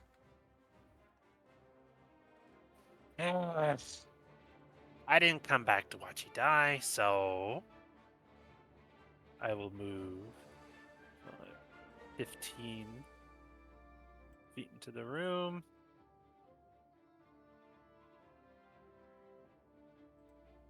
Yeah. 20 feet. Nanoc will cast his favorite spell, Axe. Cast axe. Yeah. Because the modules are up, you'll have to hit the attack button in chat there. Yep. Boom. That's 13 is 2 too low, unfortunately. I'll swing again. You do have an inspiration. It is the end of the night. I don't know if you've used yours. I haven't. Yeah, throw it on that one. Why not, right? Yeah. We're only doing all right. probably one round. I'll use it. Okay. Can we just pretend the second attack was my reroll? Yep. 26. First one hits. Yeah. And also because this is my packed weapon, it deals an additional 5 necrotic damage. Okay. If that matters. It does, of course. They take that. They're resistant, but they take it. And it only did So they'll the slash. take, instead of 5, they'll take 2. But they will take it. And it only rolled the slashing. That's a You have to shame. click the versatile button. Or other formula, sorry. Other formula. And also versatile is if you're two-handed. Are you two-handed? Hell yeah, I'm two-handed. Okay, so then Sorry. it would be I meant to- versatile for a D10. So we'll say minimum 12, but click versatile. Yeah. Yeah, so we'll do one That's extra damage there, and then the 6 as well. So, not too bad. And if you're always going to swing that way, we can make it just always roll all of it, if that's what you'd like. But it just has those options in case you're one-handing it or whatever. okay. Yeah. I'm you probably run up- going to two-hand it a lot. You run up because and it's you all slice spellcasting. once into the vampire spawn. Do you attack again? Well, what else will Nanoc do? You have extra attack, right?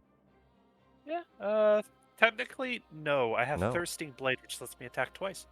Thirsting Blade. Very cool. Very cool. 17. That'll hit. And we'll do Versatile Maximum. and the other formula. Oh, that was so close to maximum, but that's still 27 damage on the second slice. The axe just Yep. whoosh, whoosh, cleaving through this this vampire as she hisses and she does gain 5 from, that's necrotic, you said, right? Yes. So she gains half of that back, sorry. She's resistant. So Yeah. Resistant necrotic. A shame, but it just amps up how much damage Nanoc can do in melee. But that's my turn. she will immediately turn to you, and with you not listening to her, she will attack. She regenerates 10 health if she has not been in sunlight or running water and all that good stuff, or taken radiant damage, which you didn't do any, right? So she will It's heal the 10 lightning, HP, right? flashing, and necrotic. Yeah, no I don't think radiant. any of radiant. So she'll make 2 attacks on you, a claw and a potential grapple. A 20 to hit. That hits. Actually hits. She grapples you. No damage. She goes for a bite. 25. Oh my god. That does hit too. She gets cleaved, and as the axe sticks into her, and you go to yank it out, she just grabs onto your arms and pulls you in, and just chomps onto your neck. Your maximum hit points will be reduced by the necrotic damage, but let's roll damage. The necrotic is 10. Oh! How does that interact with temporary hit points? It'll do your maximum, not your 10. It doesn't. Okay. Yeah, it doesn't matter. You're still going to lose 10 from your maximum. So your maximum Darn is going to be negative 10, which I think will interact properly, which means that you're at 143. Which, to everybody else, you know, that's your maximum. You look fine, right? But you got negative 10 there. And that's about it. Yeah, piercing heals. Does she heal that amount?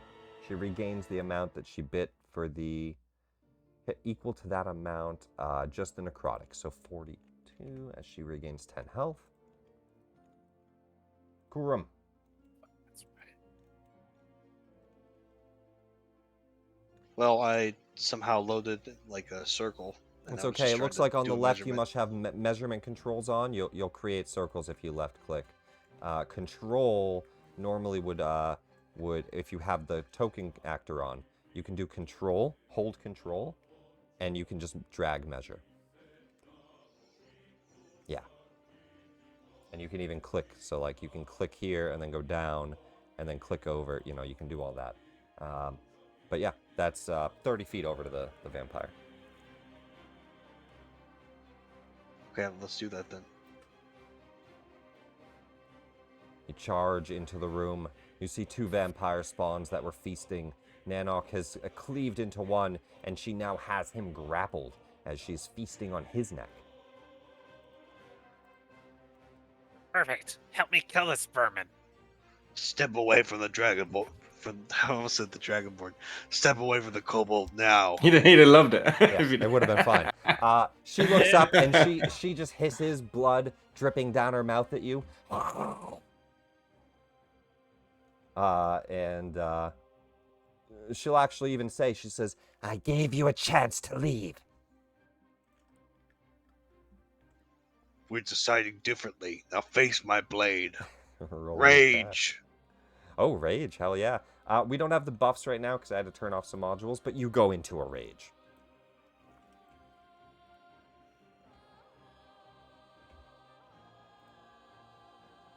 Now face my battle axe. As you swing forward, we'll just have to remember that your rage will do this extra 3 damage on each hit. But swing at the vampire. You can click attack in chat. You have to click the buttons now, unfortunately, until I fix these modules. Ooh, a 2 on the dice. With flanking, that's still going to hit. Out of 15, 16. Out of 16, it hits. Roll damage.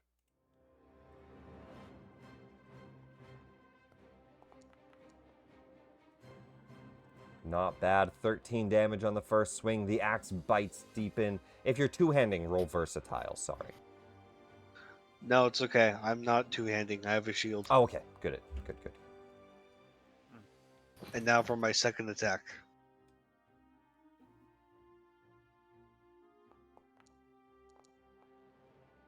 A 4 on the dice. Still plenty. It hits.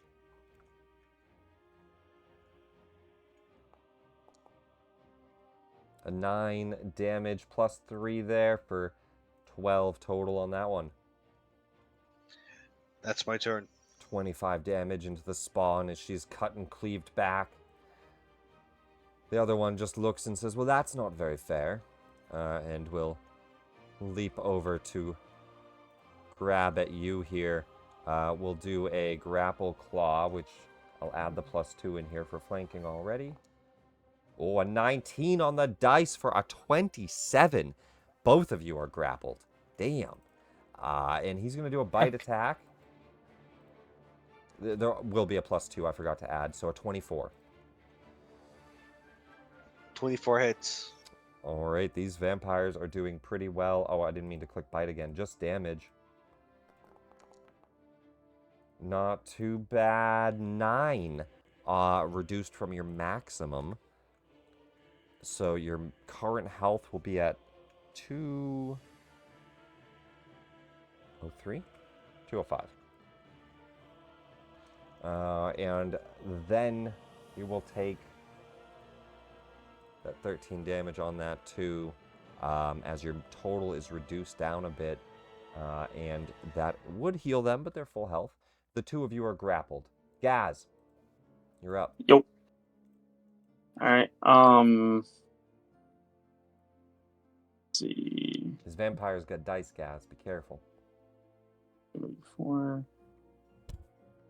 I do think this will be the last round, though. So we'll do Gaz, then Giles, and we'll pick up next week mid-vampire fight. I can only... I'm only going to be able to see the one of them, so I'll just come up here. Nah. I'll have to stay here. Okay. I'll just target this one and hit her with the good old... You will have to stop in a square other than Giles, which could be this square. Or Yeah. this... No, it can't be that one. So yeah, it could be Yeah. this one, or it could be this one. Let's do this one. All right. I would say the difference would be half cover, but are you a spell sniper? And I am not. Okay, then the difference would be half cover. Okay.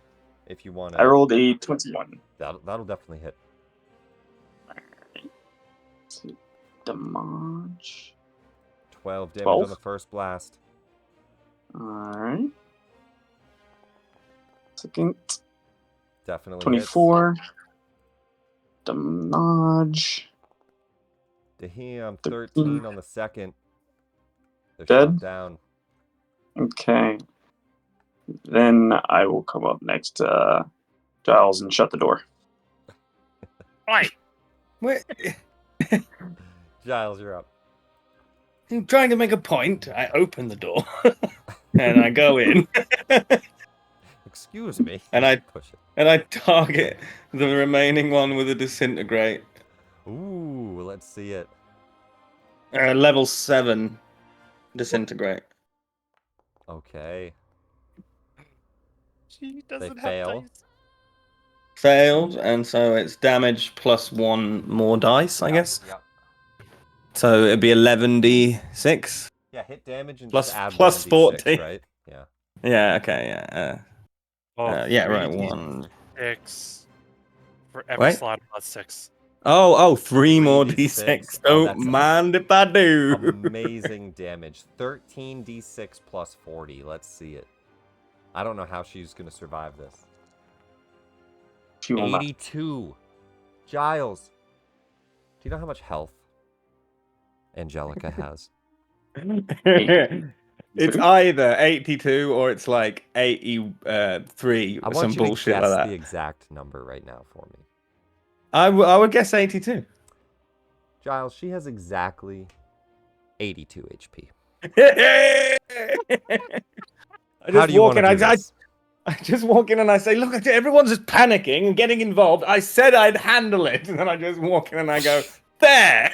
Turn her to dust immediately. Just a wave of your hand and just dust scatters on the floor that was once holding and chomping into Kurum's neck. Becomes dust. She won't be bothering us anymore. That will end the combat. You all look around, take a moment to catch your breath, and we'll pick up here next week. Sweet. Okay. Gaz closes Stop the door shutting the again. door! Gaz shuts the door on you. Thanks a lot for watching, everybody. We actually had a lot of viewers. Appreciate you all. We'll pick up here next week. next Thursday. And of course, everyone enjoy your Thanksgiving or Turkey Day or holiday or family or whatever the hell you're doing. Your Go ahead. Emancipation from England Day. Oh no, that's Yeah. 4th of July. It's the other one. It's the we fled Every religious day. persecution in Britain Day. Every day is we fled from Britain Day. Okay, yeah, for everyone, but I mean, even people from Britain often celebrate Yes. that. Yes. Expats like myself. Exactly. Anyway, that's it for now, guys. Thanks for watching stream. We'll see you guys later. Say bye, stream. Bye, stream. Bye, stream. Bye, stream. Bye, stream.